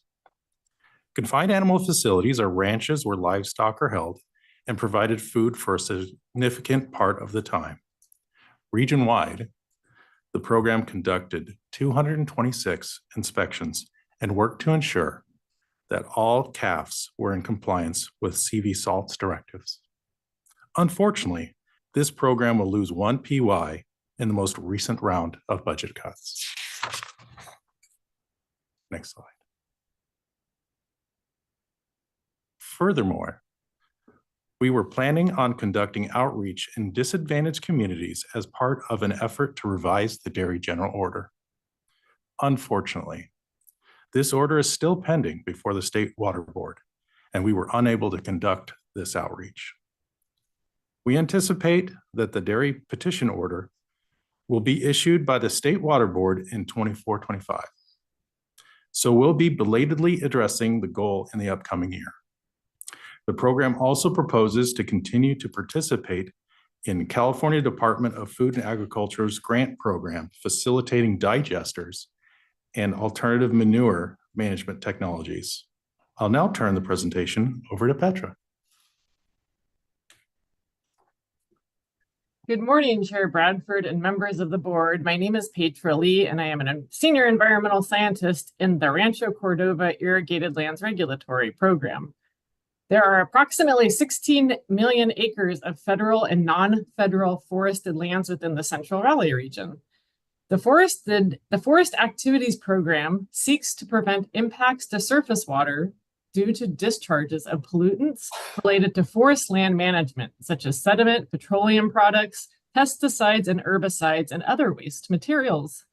This past year, the program continued progress on a project to develop an advanced pesticide lab methodology that will give us a better idea of potential pesticide impairments in remote watersheds. The program also developed a proposed permit to regulate those forested lands that fall under the jurisdiction of the U.S. Forest Service and Bureau of Land Management. The program lost personnel in the Reading office due to the recent budget cuts. Next slide. The Forest Activities Program set a goal of working to develop staff understanding of Cal EnviroScreen within the program. This was achieved. Forest Activities Program staff have been trained on the use of Cal EnviroScreen tools and continue to look forward to the newest version that will include wildfire risk relative to disadvantaged communities. Since the majority of forested lands in the region lie in areas of disadvantaged communities and the scale of detail within the current version is limited in non-urban areas, this additional layer of information will aid the program's focus. Until the newest version is released, staff are utilizing analytical and spatial tools provided by CAL FIRE's Fire and Resource Assessment Program, FRAP. In the upcoming year, the program anticipates continuing to work on the pesticide lab methodology development project, streamlining commercial timber harvest reviews, and bringing the federal permit for board consideration in December. Next slide, please. The Site Cleanup Program, or SCP, regulates and oversees the investigation and cleanup of contaminated sites. Many properties are in urban areas and environmental justice communities, and cleanup often results in contaminant removal, reduced impacts to water, and economic growth. The program achieved a lot of successes in the last year, including the removal of over 20 million pounds of contaminants from the environment, the review of over 500 characterization reports, regulatory closure was granted to 31 projects, and enrollment of 5 new projects in Site Cleanup Sub-Account Program, SCAP. The program suffered the loss of 2 personnel during the latest cut, so these performance numbers may not be achievable in the upcoming year. Next slide. The Site Cleanups Program's racial equity goal was to conduct staff training on Cal EnviroScreen tools and develop outreach guidance for disadvantaged communities. This goal was achieved. The program not only developed instruction documents for accessing and using equity tools for Cal EnviroScreen in GeoTracker, it also worked with OPP's linguistic isolation tool to better identify language translation needs for communities affected by the board's cleanup and closure decisions. In 24-25, the program will continue to develop a site cleanup program site ranking system, and will work on the SCAP funding alignment for cases in disadvantaged communities, and will review public outreach procedures to ensure affected communities will receive all relevant information to help them participate in our cleanup decision. Next slide, please. I'll now turn the presentation to Rebecca for a discussion of a few objectives and a couple of programs that were thankfully spared from this year's budget cuts. Next slide.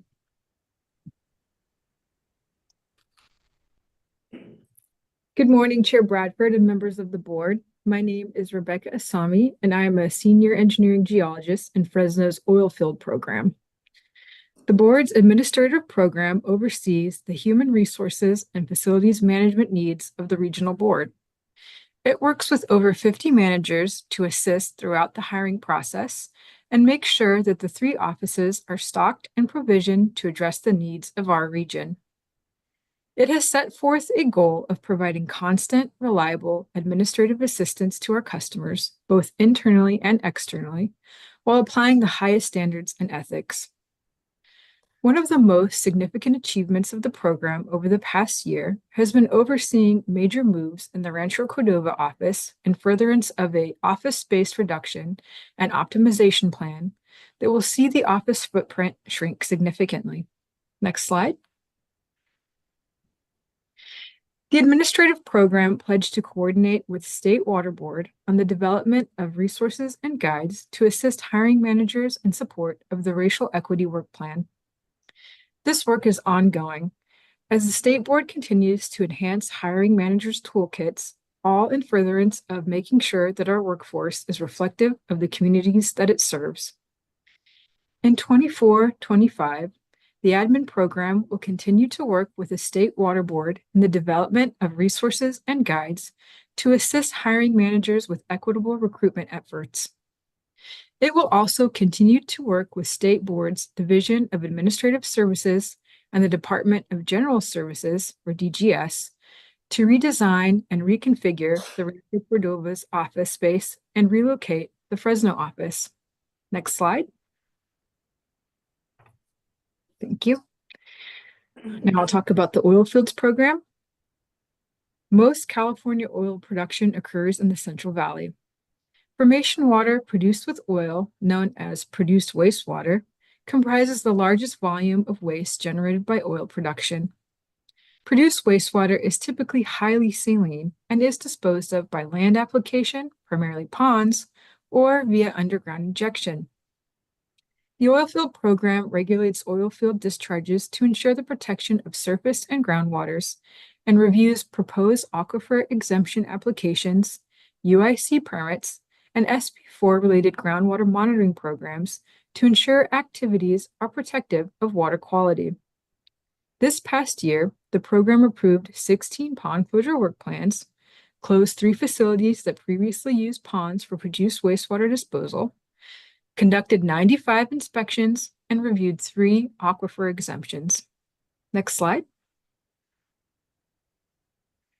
The program's primary racial equity goal was to increase outreach to better understand impacts to residents within and near the oil fields, and to inform those residents of opportunities to provide input on our work. That goal is in progress. In 24-25, the program completed an inventory list showing locations of all oil field projects within our region. And it is now working to use CalEnviroScreen and other demographic databases to identify BIPOC and DIC communities impacted by our program for outreach efforts and case prioritization. Once priority sites have been identified, program staff will then begin planning for potential outreach meetings with communities near high priority sites to provide information regarding our work and the work being performed. Next slide.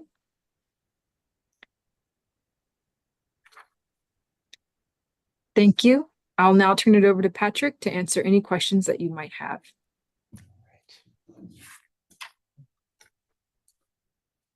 I know there's a lot there. I guess overall, Patrick, I mean, these budget cuts are going to stress the organization, obviously, in certain areas. Where do you see the biggest threats lie, I guess? You know, looking I forward?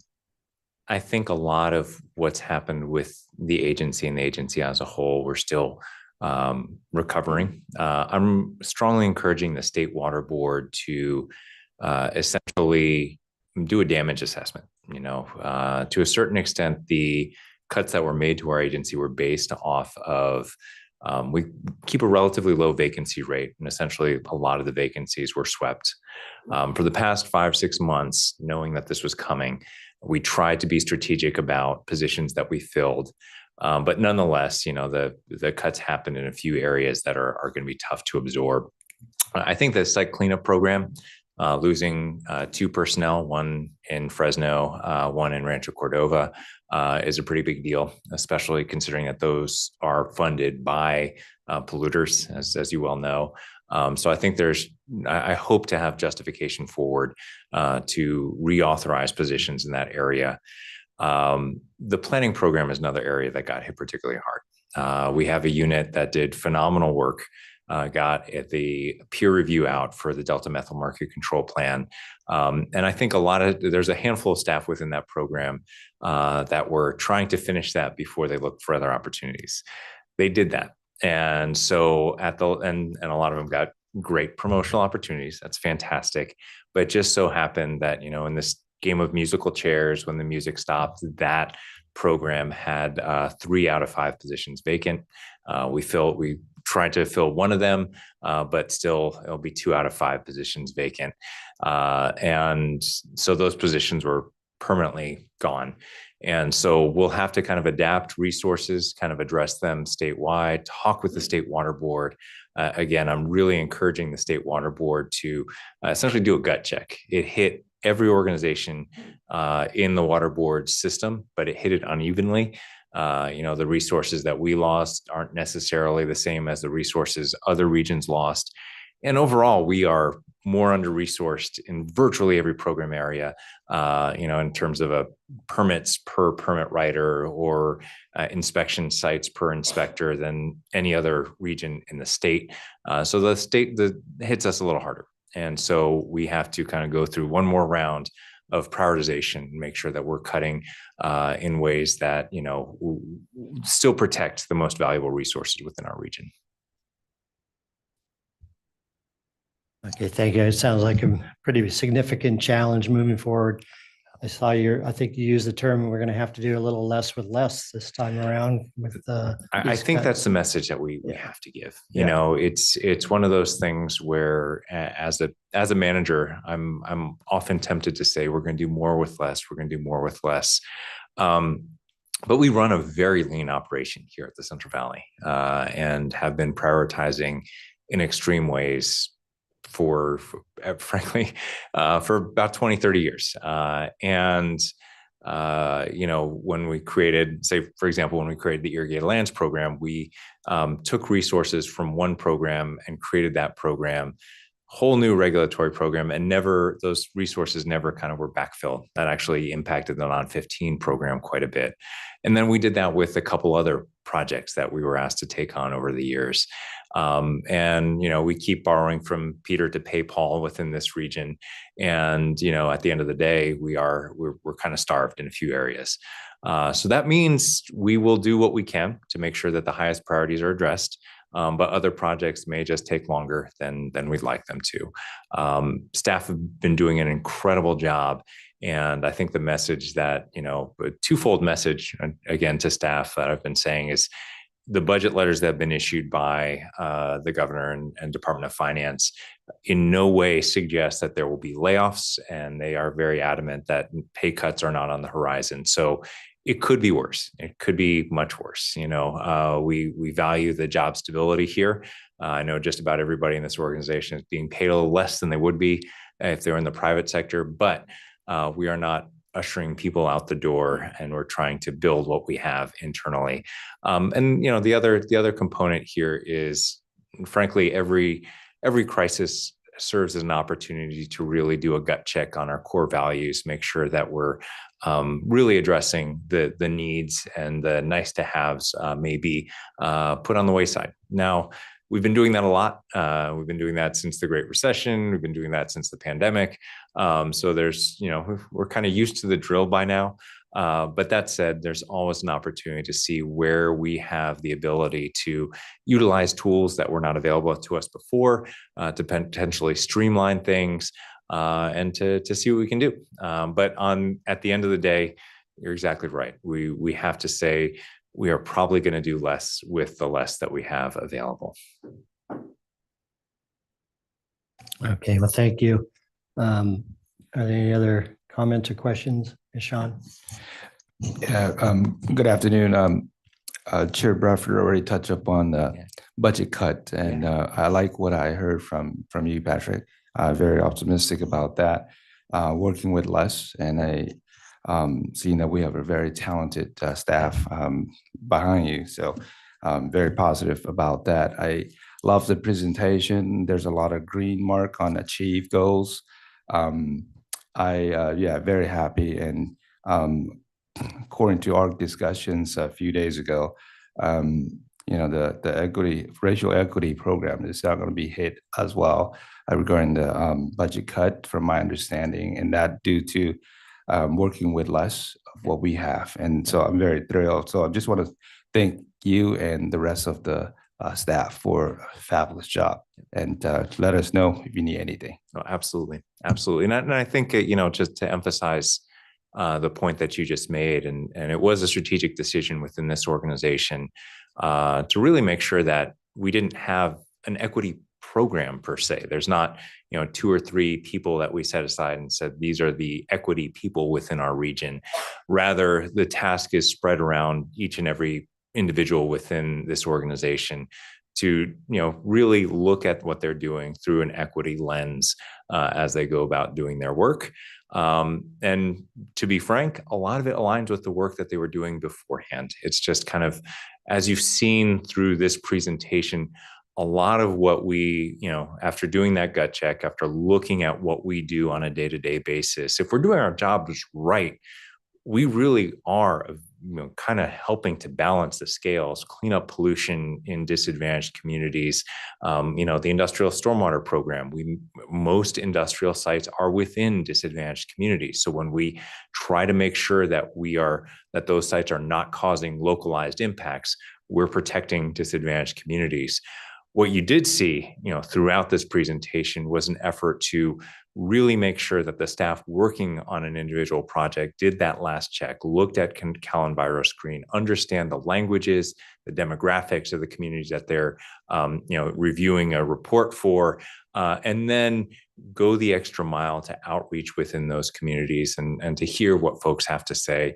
I have no doubt that, you know, the commenter that came forward this morning was kind of a product of those efforts. You know, the folks working on Bonzi landfill really want to make sure that the people who were affected by the decision, in that case, somebody who is receiving drinking water by virtue of a settlement, and was here to share his comments. And, you know, our team talked with him afterwards and kind of explained what's happening with the landfill and plugged him into future actions where his voice could be heard. So that, you know, again, it's not a radical shift in what we're doing as an organization, and it's not a special compartment of the organization, but rather it's spread out among all staff and is being kind of institutionalized through trainings and kind of a better understanding of the communities that we serve.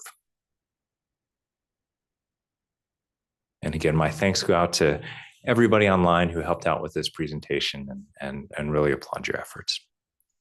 Yeah, it's always nice to hear from staff and have them give an opportunity to speak to these programs before the board. You know, I thought I was going to mention the racial equity lens that was applied and discussed for each of these. It was encouraging to see that it's evolved quite a bit, at least in the public forum anyway. I think it's been there for a long time, and some of the tools that are available. I never had heard of a linguistic isolation tool, but that's pretty impressive to add to a CalEnviro screen. So thanks to everybody that was involved in that presentation. All right. Yeah, I wanted to just make a comment. Yeah, the budget situation is something nobody looks forward to, but Patrick, as you shared with us the other day on our briefing, you know, you've done everything you could to try to lessen the impact, and we have such a dynamic staff to the extent that I think we're working with less, but you'll manage to carry on the work that needs to be done. So I appreciate that. And then also just in regards to the racial equity, the fact that this resolution was adopted in 2023, you've incorporated racial equity within all of the programming. I think, and then to see some achievements and things that are moving forward, I'm encouraged by that. I think it's important. And as you said, many of the impacts and the work you do are in the disadvantaged community. So you're continuing to do the work, but just having that racial equity tone there, a part of it, you're continuing to move things forward and find ways to engage and do outreach to those communities that are impacted. So I'm glad to see that. And then lastly, I just wanted to comment that gosh, I kind of lost my train of thought there, but I just think that dealing with the work that we have before us, we'll continue to try to move forward and figure out ways to address the needs of ensuring that we have water quality and work within the means that we have. And I continue to appreciate the work that you guys have before you and that you do on behalf of our Central Valley constituents. So I appreciate your presentation. And then from when we started out with these presentations, from the long 2.5 hours to each management group doing a presentation to now, it's a good snapshot. So you're continuing to make adjustments in the annual presentations, and I appreciate that. You still provide the information that we need to see, and continue to do the good job at your presentations. I think it helps us and it helps the public see the quality work that you do. Thank you very much. Thank you so much. Mark, one more thing. Patrick, did I see a slide listing equitable employment? The administrative team is working on that. Absolutely. Yeah. And I, for one, for sure remember that discussion with you maybe a few years ago. And I think that speaks the great leadership that you have, that really taking the recommendation from the board seriously. Yeah. And then I've seen it just walking to this office as well, as far as diversity. And to me, you know, it brings a very a happiness to me, because we are talking about racial equity program. And that is what it is right there, bringing the people that represents it. And I just want to thank you. Yeah, great job. All right. Okay, thanks, Mindy. Were there any members of the public that wanted to comment on this agenda item? I don't believe so, but if there's anybody online, please raise your hand if you'd like to speak. We are not seeing any hands raised. Okay, thank you.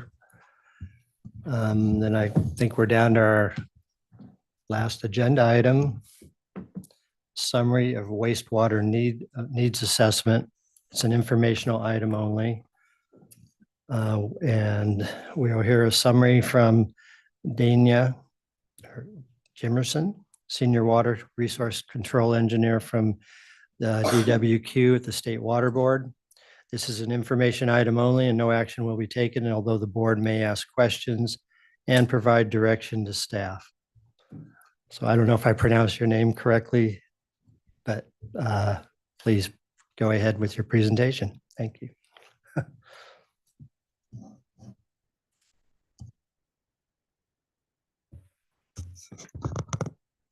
And we'll give Nick, there you go. I'm sure Nicole is wearing many hats here, but I did want to invite Nicole to just say a couple words about this wastewater needs assessment, because I know you were instrumental in getting this off the ground. And you know, the Central Valley thanks you for bringing focus to this. And with that, go for it.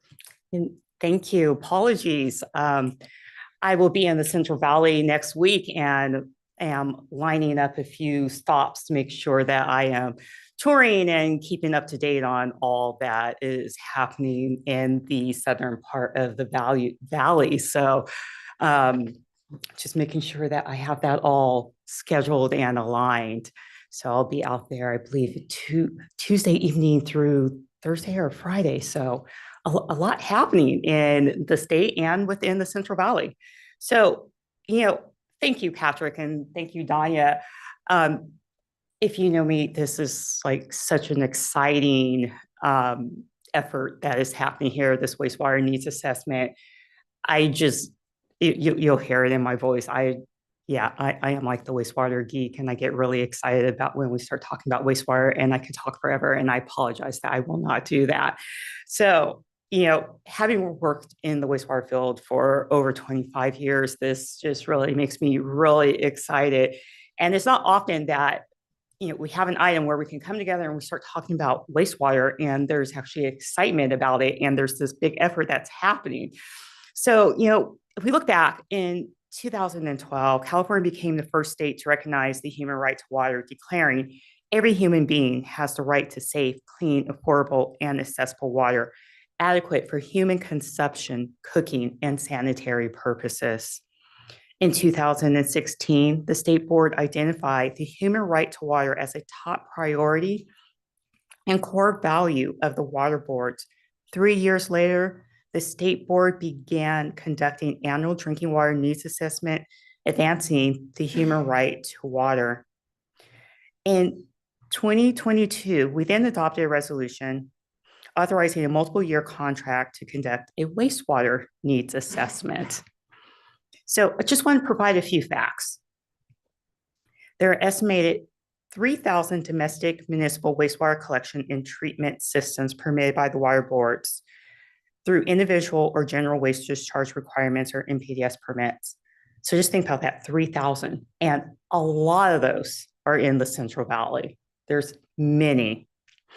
In addition, the 2015 American Housing Survey estimates that 6.4% of California households reported not as being connected to sewer systems, resulting in an estimated 1.2 to 2.5 million on-site treatment systems in California. So think about that also, 1.2 to 2.5 million.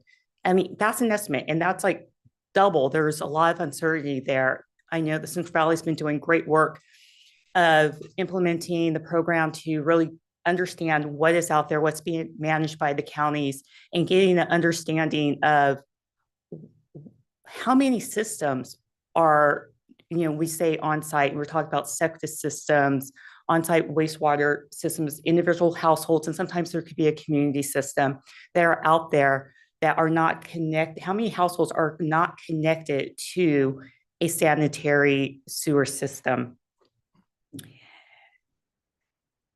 So the safe management of human waste through these wastewater sanitation systems is critical, or is crucial for ensuring human and environmental health. The water boards lack a comprehensive set of data for California's wastewater sanitation systems and locations or service boundaries, citing the design characteristics, network connections between facilities and upstream and downstream users, nexus to drinking water sources and associated risks, current population served, infrastructure failures, and associated repair costs, the factors to inform technical, managerial, financial capacity of the system owners or operators to support the development of statewide wastewater needs assessment.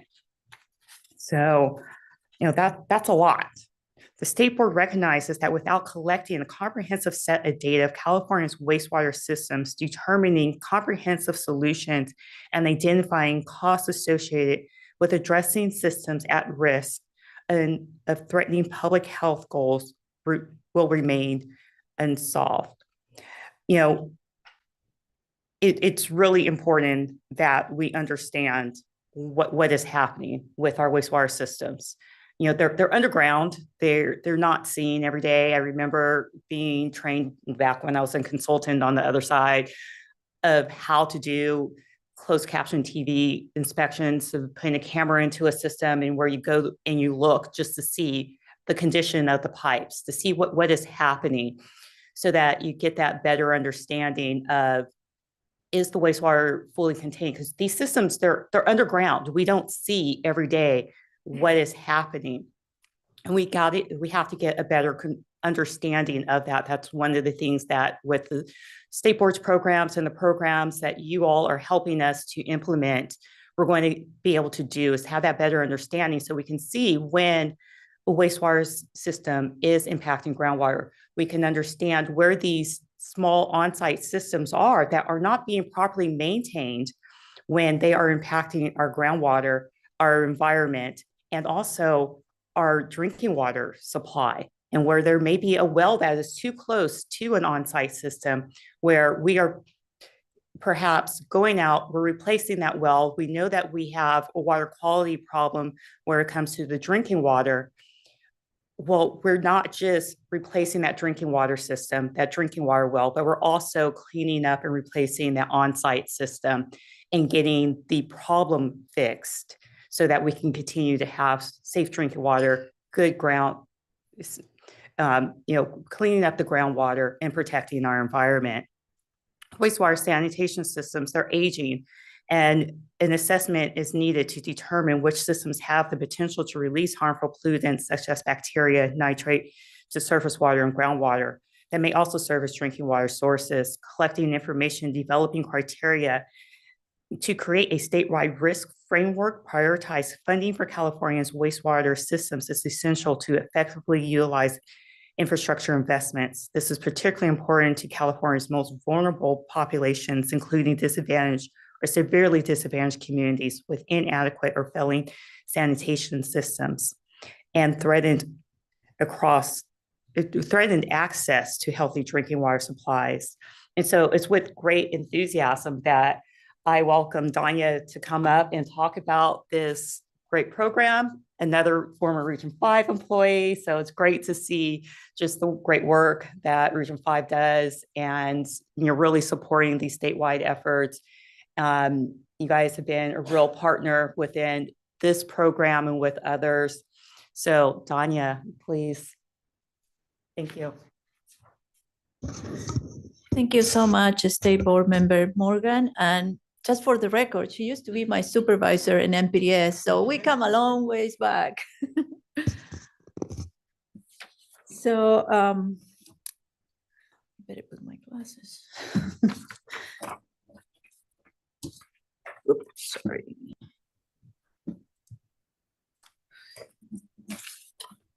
Good morning, Chairman Bradford and members of the board. My name is Dania Jimerson, and I am a senior specialist with the Division of Water Quality, leading the state water board efforts for the wastewater needs assessment project. So before joining the state water board back in November of last year, I work in this office for over 15 years, and I am happy to be here today and share that my 4 years of working with the wastewater consolidation program and 7 years in MPDS have given me valuable experience to be able to help the team achieve the wastewater needs assessment goals and objectives, which I will discuss in detail later. So today I would like to go over the project long-term goals and background, then also specific goals and objectives. And a very important component is who is doing the work. So I will provide you with a brief introductions to the wastewater needs assessment team. And next, I will go over the 2 phases that the project has been divided into, which is the methodology that the wastewater needs assessment is following to accomplish these specific goals and objectives. And next, I will review the completed and in progress task. And finally, I will discuss upcoming events and the next steps for phases 1 and 2 of the project. So the long-term goal is to determine and calculate the number of inadequate and at-risk wastewater treatment systems statewide using a transparent, systematic, and replicable approach. This approach mirrors what was done by the Division of Drinking Water through the Drinking Water Needs Assessment for failing to human right to water, drinking water systems, and the current list. So State Board Member Morgan went over this beautifully, so I am gonna be very brief with this, but I wanted to provide you with some of the key initiatives adopted by the State Water Board that will provide you with a context as how the wastewater needs assessment came about. And it started, as State Board Morgan mentioned, in 2016 with the human right to water as a top priority and core value of the water boards, followed by the drinking water needs assessment. And the reason why I have it highlighted here in red is because the wastewater needs assessment is using a similar approach. And we are very fortunate that the University of California, Los Angeles, or UCLA, was also the contracted university to lead the drinking water needs assessment, which of course offer valuable insights to the wastewater needs assessment work. And then in the same year, 2021, when the drinking water needs assessment was completed, the racial equity resolution was adopted, and reaffirming the water board's commitment to protecting public health in communities disproportionately burdened by environmental contamination. And finally, in 2022, UCLA entered into a contract with the State Water Board for the wastewater needs assessment efforts.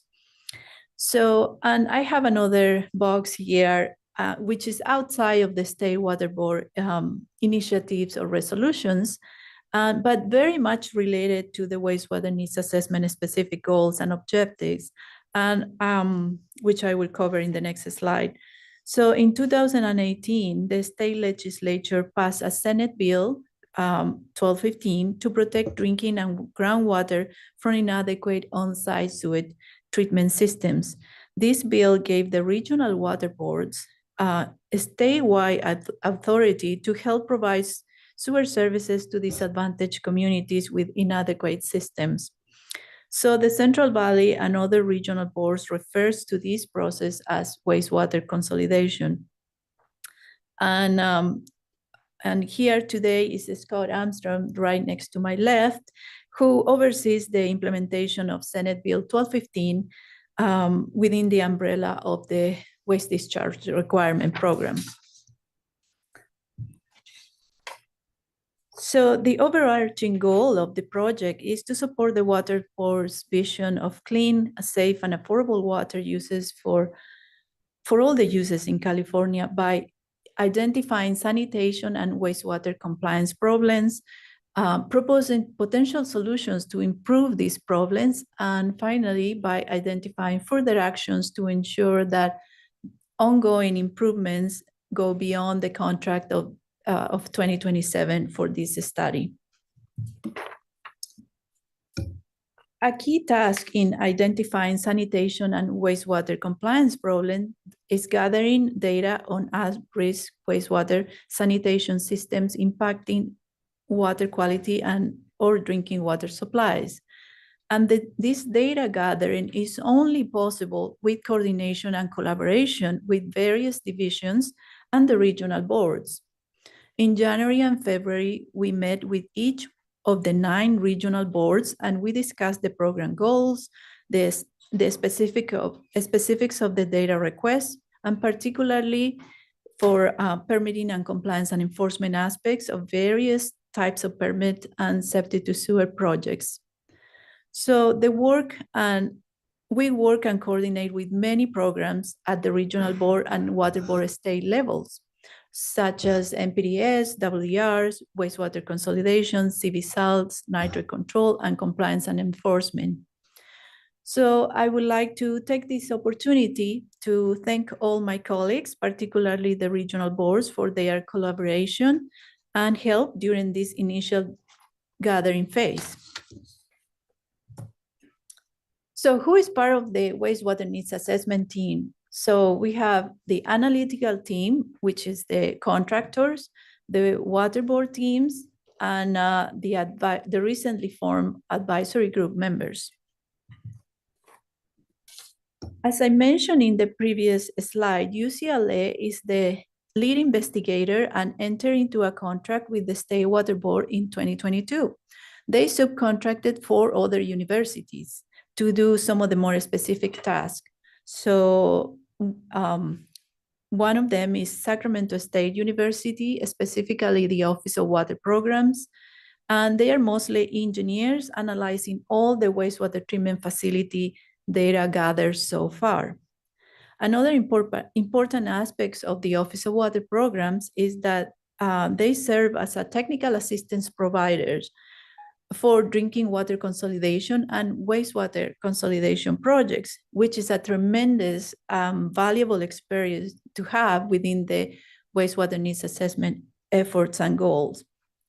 The next university is the University of Massachusetts, or UMass, as we call it for short.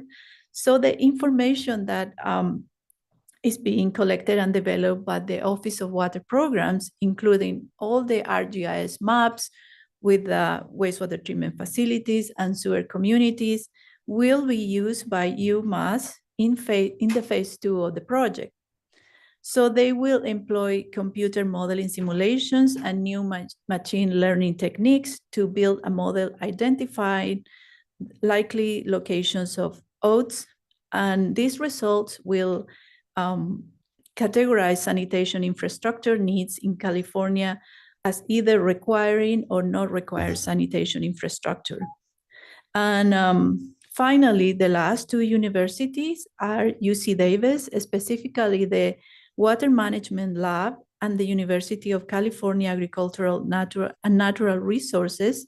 And their experience is very vast as well with these issues. They have led regional studies for safe drinking water, sustainable groundwater management, with emphasis in outreach and education components. So that's the reason why they are leading the baseline survey efforts. Next, I would like to introduce you to the water board's team. So we have Laurel Watrip. She's a senior environmental scientist for the state waste discharge requirement units, and Stephanie Torres. She works under Laurel and she implements the statewide on-site wastewater treatment systems policy. So we also have Christina Shoup and Ben Letton, both assistant executive officers from the Central Valley region and the Lahontan region, respectively, who kindly volunteered to become the wastewater needs assessment executive sponsors to help with the information flow and communication updates with regional board executive management. And of course, here are the wastewater needs assessment advisory group members. This group is limited to 30 participants, and the advisory group was not part of the initial wastewater needs assessment project scope, but UCLA highly recommended the formation of an advisory group as an avenue to obtain diverse engagement external to the wastewater needs assessment team and to the water boards. And they have a tremendous diverse area of expertise that varies from on-site wastewater treatment systems, consolidation projects, community or environmental justice engagement, and technical assistance, and so forth. And they represent also a variety of organizations such as nonprofit organizations, consultants, tribal entities, county, academia, and as well as the Wastewater Industry Association. So the project team ensured to reach out to a diverse range of potential advisory group members of geographical regional expertise. As you might be aware, the sanitation needs, for example, for the North Coast or the Bay Area might differ the needs in the Central Valley and the San Diego and Imperial counties. So in terms of the phases of the projects, as I mentioned earlier, we have two phases. Phase 1 is expected to be started in 2023 and is expected to be completed in 2025.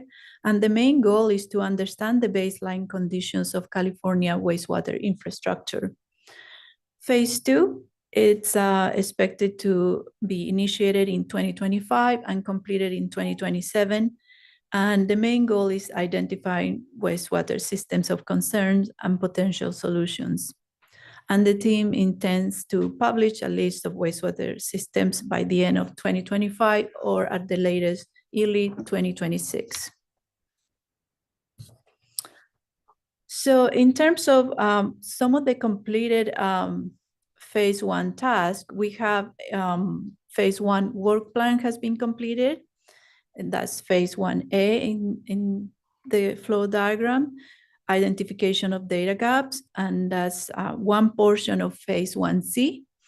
And then, of course, we have the formation of the advisory group, which I mentioned earlier. Is not being shown here in this flow diagram because the formation of the advisory group, it was not part of the initial project scope, but it was highly recommended as an avenue to obtain that very diverse engagement external to the wastewater needs assessment team and the water boards. So within the phase 1, we have some other tasks that are moving along and they are progressing, such as the baseline assessment, which I am going to talk about in a couple of later slides, and that's phase 1B, and the risk assessment criteria, phase 1D, solutions and cost criteria, phase 1E. And in terms of phase 2, so the list of wastewater treatments of concerns is also in progress task, specifically phase 2B. So in terms of the current efforts, today I would like to go over three main things. The first is the data gathering and where all the sources of the data are coming from, specifically the Division of Financial Assistance, regional boards, and counties. I will provide you with a brief update on the baseline survey, which was initiated in May. And the, of course, kickoff of the advisory group, which was completed in July 26 in this office. So to advance with the goals of the phase 1, an initial data request was originated by the Division of Water Quality Deputy Director in November of 2023. We scheduled individual meetings with each regional board focusing on engaging staff responsible for waste discharge requirements and MPDS permit units. We are also closely coordinating with the Division of Financial Assistance to gather information on wastewater projects, whether they are capital improvements or septic to sewer projects. And finally, the team plans to reach out to the counties as they are the local regulatory agencies for individual on-site wastewater treatment systems and with effluent discharge or systems with an effluent discharge of less than 10,000 gallons per day. Within the permitted MPDS, WDR, and collection systems, the team gathered information for 7 specific facility types, and with that, the analytical team has gathered information on approximately 2,400 facilities across the 9 regional boards. This number has fluctuated in the recent months as the team better understand the challenges with the California Integrated Water Quality Systems, or CWIS database, where all this data is stored. However, the team is expecting to have a final draft list by the end of October. So the communications with the regional boards have been invaluable. They have helped the team assess regional challenges and set data expectations, specifically regarding the uncertainty of WDR data when it comes to exceedances, notices of violations, and overall compliance and enforcement actions. One example of this is the mandatory minimal penalties, which are very different across MPDS and WDR permits. And one of the reasons is, of course, the limited staff resources. For example, Region 5, the staff to permit ratio is about 120 sites per staff member, which makes it really difficult to keep CWIS data current. So this adds a layer of complexity to the wastewater needs assessment work, especially since WDR permitted facilities account for approximately 40% of the total facility counts that the team so far has collected. And of course, this is very much related to the long-term goal that I mentioned this, and I showed this slide earlier, which is to be able to use a transparent, systematic, and replicable approach to determine and calculate the number of inadequate and at-risk wastewater treatment systems using reliable and robust compliance and enforcement data when it comes to these exceedances, notice of violations, and so forth, especially since the wastewater needs assessment approach mirrors what was done for the failing human right to water, drinking water systems, and their current list. However, statewide monitoring data for domestic drinking water, drinking wells, and drinking water facilities are readily available, which is, of course, not the case for wastewater treatment facilities.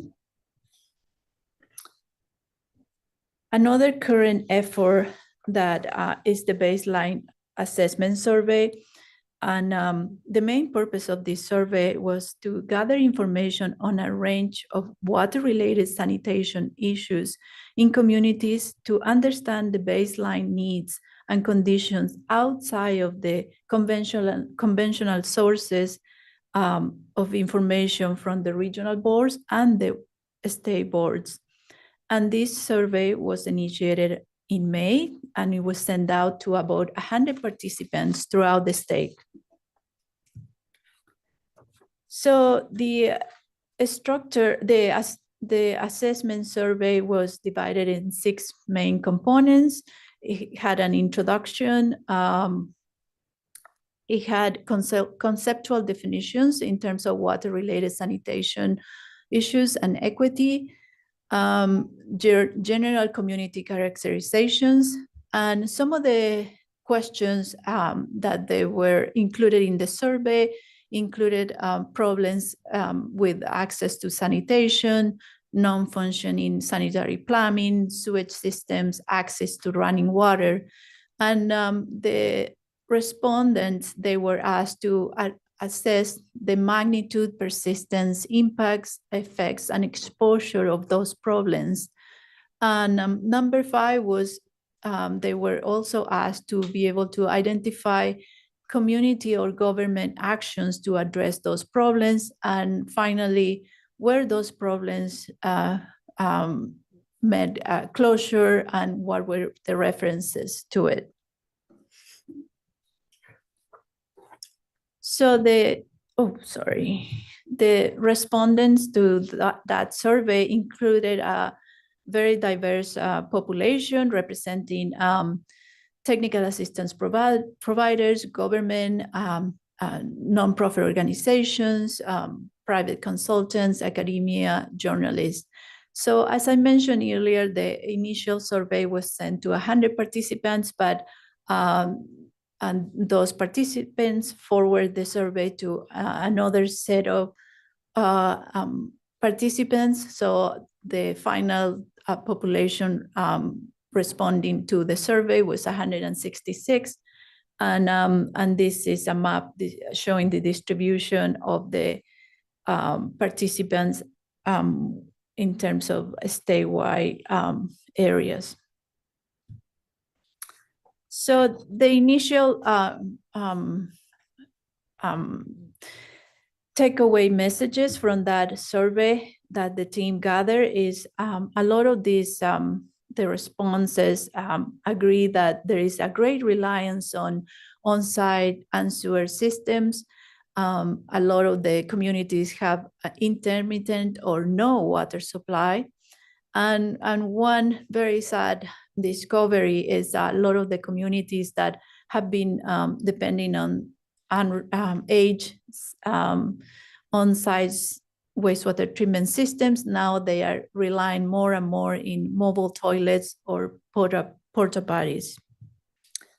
So the final takeaways, initial takeaways from this survey are the following. Access to drinking water and water-related sanitation problems are long-term issues that some communities have been experiencing for more than 10 years. Reason why some of the communities are beginning to rely more and more, as I mentioned earlier, on mobile toilets. And also another takeaway is individuals using mobile toilets are experiencing these sanitation issues all the time at work, at home. So, and another aspect is most of the sanitation issues are occurring in single family homes, RV, and mobile home parks. And finally, disadvantaged communities are experiencing a disproportionate number of water-related sanitation issues. So the next steps after this initial assessment, baseline assessment survey, are a field campaign that will be performed by the team to ground truth the information collected by the survey and to characterize the issues through pictures, conversations, and help us determine at-risk locations with potential sanitation issues. So these are the numbers from the Housing Community Development from 2024 for mobile home parks in California. We have about 5,230, and for employee and farm housing in California, 1,497. And in Region 5, there are about 700 mobile home parks, which account for about 13% of the total number of mobile home parks in California. However, it is important to note that there might be more mobile home parks since the Housing Community Development does not permit all of them. So, and an interesting fact is that about 25% of the projects that I work on while I was with the wastewater consolidation project were regionalization projects of mobile home parks with city, municipalities, and districts. So mobile home parks are a great percentage represent a great percentage of the disadvantaged communities and regionalization projects. So in terms of disadvantaged communities, throughout California, these are the numbers from 2022, about 4,738, and total tribal disadvantaged communities is approximately half of that. And it is worth noting that the number of disadvantaged communities in Region 5 is about 25% of the number of disadvantaged communities throughout the state. And that includes, that 25% include the mobile home parks, which kind of help us put in perspective the relevance for the wastewater needs assessment, close coordination and collaboration with the Central Valley Regional Board staff and many of the programs involved in this effort. So in terms of the advisory group status, as I mentioned earlier, the advisory group will provide the wastewater needs assessment feedback, but it's not a decision-making or direct advisory to the state water board members. So, and in terms of the commitment, the advisory group meetings began in July, and they are expected to be completed in 2027 with a meeting frequency of quarterly meetings. And the kickoff advisory group meeting, which was completed in on July 26, we had 8 advisory group members who attended in person, and the remaining 22 participated via Zoom. We also had 2 state board members participating at the meeting, and opening remarks were given by our Division of Water Quality Deputy Director and by State Water Board member Nicole Morgan.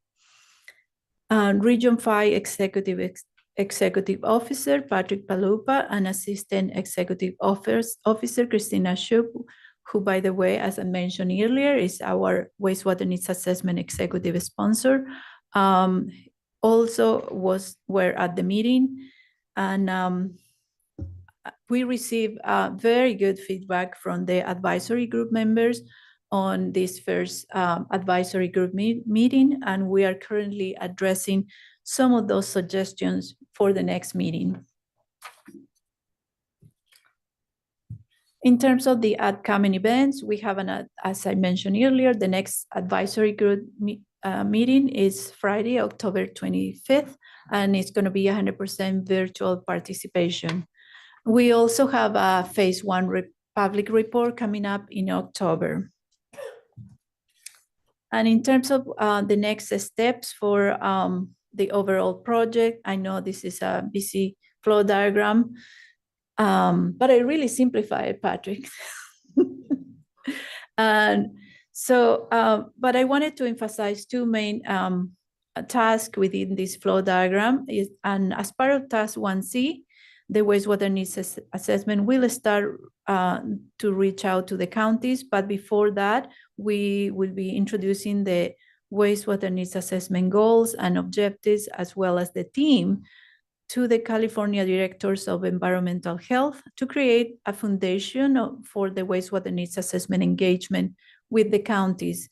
And Chad Netung, who I have present and helping me here today, and who is implementing Region 5 OTS policy, is helping us making those connections with the environmental health directors. And as part of task 1D, the team will start to work on identifying risk definitions for determining what constitutes an inadequate systems and determine the number of inadequate and at-risk systems throughout the state.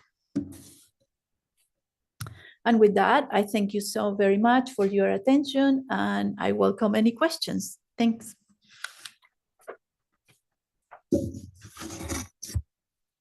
Thank you, Danya. It seems like the methodology is kind of tracking along with the drinking water needs assessment that was done earlier. So it's obviously very comprehensive and you're in the middle of it. So good luck moving forward. I was wondering if the budget cuts impact this program at all. That's a very good question. Actually, no, because this was a contract that it was initiated in 2022. So the budget, it was already allocated for that. And so everything is in the contract and the disbursement of funds and everything according to the different phases and everything. So the 5 universities that I show in the slide show they all have their phase different task and description, so that the workflow for them it won't be affected by the current budget cuts. So that's good news. Okay, thank you. You did a great job summarizing that. Thank you very much. You're welcome.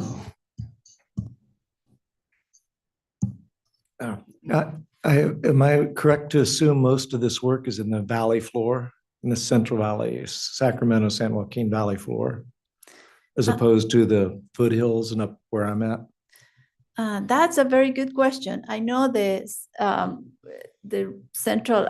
regional board, Central Valley Regional Board covers like 28 different counties, but and I'm very familiar with 3 of them. I've installed septics. I've repaired leach lines in my past I know. lives. I was reading your background. I've done a lot of work with septics at the state board level and personally. Oh, that's but I'm assuming this isn't in Alpine, Mono, and Mariposa County. I'm very, very familiar with, and I know the health officers, and they have all this information already. I mean, they know, the environmental health officers know. I'm going to take note of that. Thank you. In most rural counties, they're pretty on top of it. Yes. Very rural, but I'm not saying Merced County and the valley floor is a whole different ballgame because you've got such a concentration. But where we live, it's 5-acre parcels. I mean, a septic on 5 acres and the wells have to be set back or you can't get a permit. And it's a fractured groundwater aquifer. So it's a totally different system. I just wanted to clarify that it appears most of your work's being done where you've got larger aquifers where you can have infiltration. Yeah, going back to your original question, and as I was saying, yes, the Central Valley covers probably 50% of all the counties, but this is a statewide effort. So we are covering the entire statewide, all wastewater treatment systems for the entire state. So, and yes, the Central Valley has a large portion of those, but we are making sure that every system is covered. So, okay. If you look at the map, it is every system that reports in CWIC. So every little WDR, every little rest stop, anyone who has a permit from the board. So you're so it's community more. It's everything. Foothills. You go high desert down to LA County. Just right. Every but not residential septic systems with a single house on 5 acres. Not so much those, but there are ones where you have very, very small systems. So if it's a few houses networked together, some of those are in there. It really depends on what how the counties are regulating, and that's kind of what Chad's role is to kind of, counties have as have very different standards on, what needs a WDR or what falls within their ordinance. Okay. But that's a very good point, and following up with Patrick's. So the initial gathering, it has been mostly dependent on what is available and permitted through CWICs, all those facilities.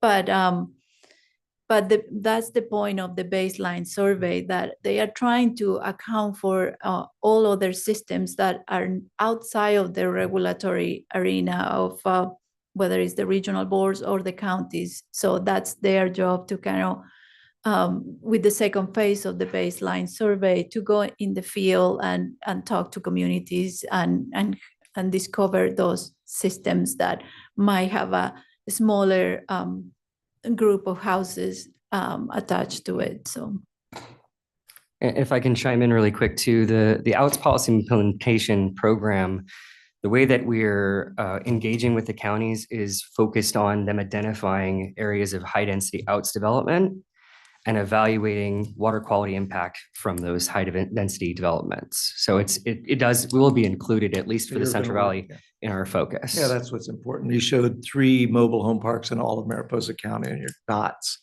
And I know for a fact that 2 of them are hooked up to public regulated NPD, regular sewerage systems. And one's probably got a WDR through well, I know it does. Right. Because I was involved with it in my youth.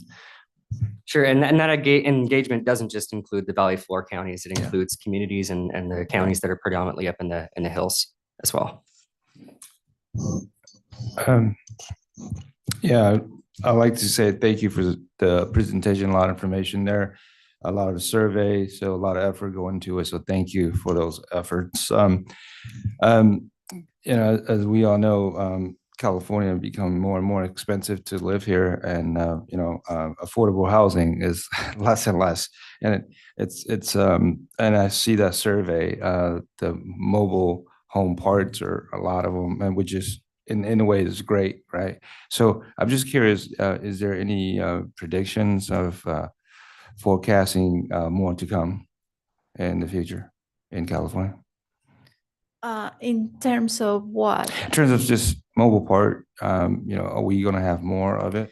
Well, that's a very good question. And as I mentioned, as an interesting fact, when I used to work in consolidation here, most 25% of the projects that I work on, which were a lot, close to 60 or 70, involve mobile home parks, because even though they are privately owned, they do qualify for grant funding, especially because the grant fundings that the Division of Financial Assistance give, as long as they are benefiting the residents, and as long as those mobile home parks, they have a city, a municipality, or a district they will be connecting to for reliable sewer services, that those municipalities, districts, those are the ones receiving or being eligible for the funding from the Division of Financial Assistance. So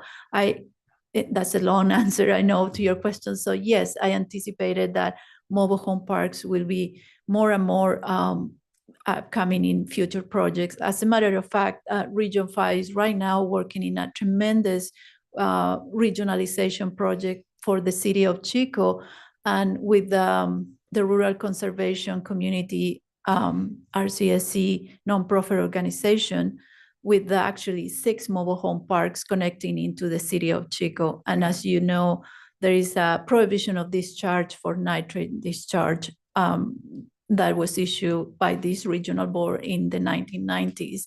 So all these pieces are coming together. And even though State Board Member Nicole and Patrick mentioned, these budget cuts not only influence in terms of resources and translating into PWIs, but also for wastewater projects, the budgets have cut tremendously. So to be able to mention those success stories it makes me really, really happy, since I am very passionate about the subject. So yes, I anticipated mobile home parks are going to be a big part of the story for regionalization projects.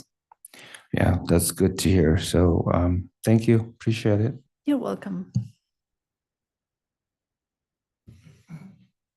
Okay, this is Denise. I have a couple of comments. First of all, I want to thank Nicole for her work in this area. I know she was very instrumental in the water needs assessment as well. And thank you, Dania, for your presentation. It amazes me that when we did the SAFER program and the staffing for SAFER from all of the region, I did not see any African American represented in that. And I'm seeing the same thing with this advisory body. We do exist in California, and we are part of the disadvantaged community, most of us. So as we're dealing with racial equity, I'll just say this. I think it's important that I be able to see representation of my ethnic group in many of these advisory groups. I know the advisory group is not the one that will make the final decisions, but they do give input. And it's just important that I'm able to see representation on these committees from my African-American community. I also want to just comment on the mobile home parks. You've indicated, addressing the mobile home parks, but many of the disadvantaged communities have mobile homes, they have septic tanks. And so I just wanted to bring that out, that we have a lot of septic tanks in the communities, and people use mobile homes, or they dwell in the mobile homes. So however we can make sure we can address the concerns of these disadvantaged communities, the septic tanks are inoperable. I mean, I heard a gentleman in our community say, I've had my septic tank since the 1960s, it's working, and I don't want to switch over to sewer and pay a sewer bill. But we know that a septic system that old, there's problems, there's leakage and all of that. So we definitely want to make sure that we can address the concerns of the disadvantaged communities. And then my last question, although we're dealing with needs assessment for wastewater, looking at the potential as we move from the needs assessment to further implementation of water repurposing, reuse, and recycling, because that's a critical need for communities right now as we're dealing with GSA, groundwater sustainability, that we look at how we can recycle, reuse, and repurpose our water to make sure we have safe, clean drinking water. And communities like Allensworth, as I expressed earlier in our board meeting, that we are having problems with our water. And so ways to improve that are definitely very important. So those are all my comments, but I do thank you for the presentation and the work you're about to do in addressing the needs assessment of wastewater treatment is very important, particularly in communities like ours. Thank you very much. Thank you so much for your comments, Member Kadara. Board Member Kadara, I would say that we can forward you the presentation, but that there are a couple African-American members of the committee, environmental justice organizers from Southern California, that are part of the assessment. I know, and again, we're certainly tracking this, but meeting a couple of them at the 26th meeting, I do want to note that when UCLA convened this group, and it was kind of under their direction that they convened it, they really made a lot of efforts to include a very, very diverse array of participants from all communities, indigenous folks, lots of Latinx folks from the Valley, just a very wide selection of folks that are tried to be as representative of California's demographics as possible. Thank you, Patrick.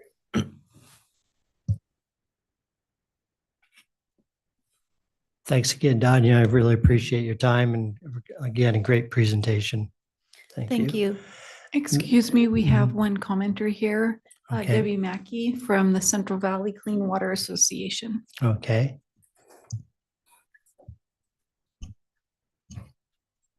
Hi, Ms. Mackey. Hi, good afternoon, Chair Bradford and board members. My name is Debbie Mackey. I am with the Central Valley Clean Water Association, and Mr. Baggett, good to see you again. It's been a while, so glad to be here.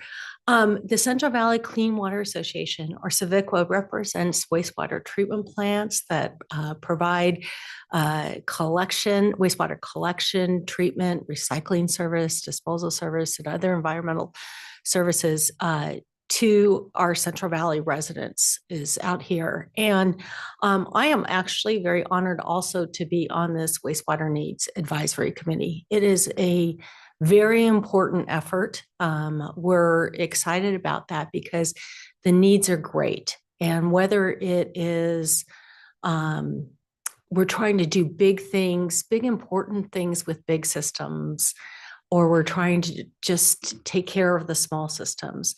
Those things are important. And I just want to let you know, with Civiqua, our membership in the Central Valley, we have the largest inland wastewater treatment plant, which is Sac Sewers.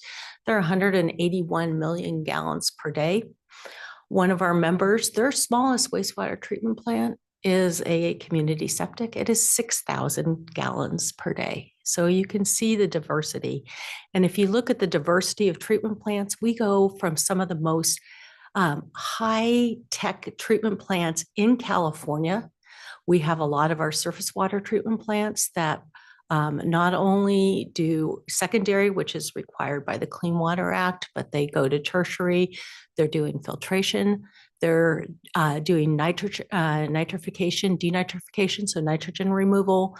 They half of them are doing UV disinfection, which is another level of treatment. And with that comes incredible cost. And so when we talk about costs for wastewater treatment plant, especially our surface water dischargers, most of them are over $100 per month. Some of them are several $100s per month. And without some of the grants that have come through in the last 7 or 8 years, some of them would have been about $700 per month. And these are for small disadvantaged communities. And so as we talk about this, I'm just really excited because there are a lot of needs. We have CV salts, which we know are going to kick a lot of new requirements in for our land discharging treatment plants, which many of them are still secondary pond plants, simple disposal. And when they are protective, whether it's a septic or it's a tertiary, when they are protective, it's a good thing. And if they're protective of surface water or groundwater, and it's a low technology, it benefits the community. It's a lot less expensive. It is a great way to dispose. So answering your question on septic, right, or your comment on septics, it's not a bad thing. But when it's not, it's not. It's not we want to be working to connect that. And I just want to tell you, there's going to be a lot of needs. We're going to see that with the Central Valley. We're seeing some decisions that are being made both at the state and regional levels. Region 4 just adopted a watershed nitrogen permit. I can't remember, I want to say in the $30 to $40 billion range of requirements. There's a lot of demand and not a lot of money. And so we're really looking at things like affordability. How do we divvy up really a lot of resources that are not there? And so I just want to let you know, I'm looking forward to working with your staff, really looking forward to working with Danya and State Waterboard staff and the rest of the stakeholders. It is it's a fun group because it is a lot of experts and diverse ideas coming together. And hopefully we're going to be working to come up with some resolutions, come up with some plans, and really protect the environment and do it the best that we can. So thank you. Thanks for your input. I wasn't expecting to hear the word fun and wastewater in the same sentence, but it is exciting. You guys are doing great work, so I appreciate it. Are there any more comments, Mindy? No, there are not. Okay. If there's nothing else, I think that wraps up the last agenda item, and this meeting can be adjourned. Well, thank you all for coming. See some of you in October.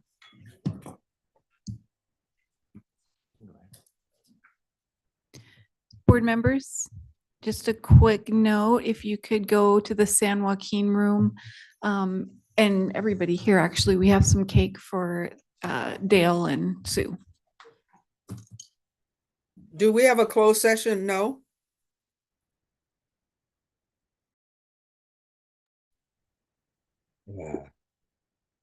Okay.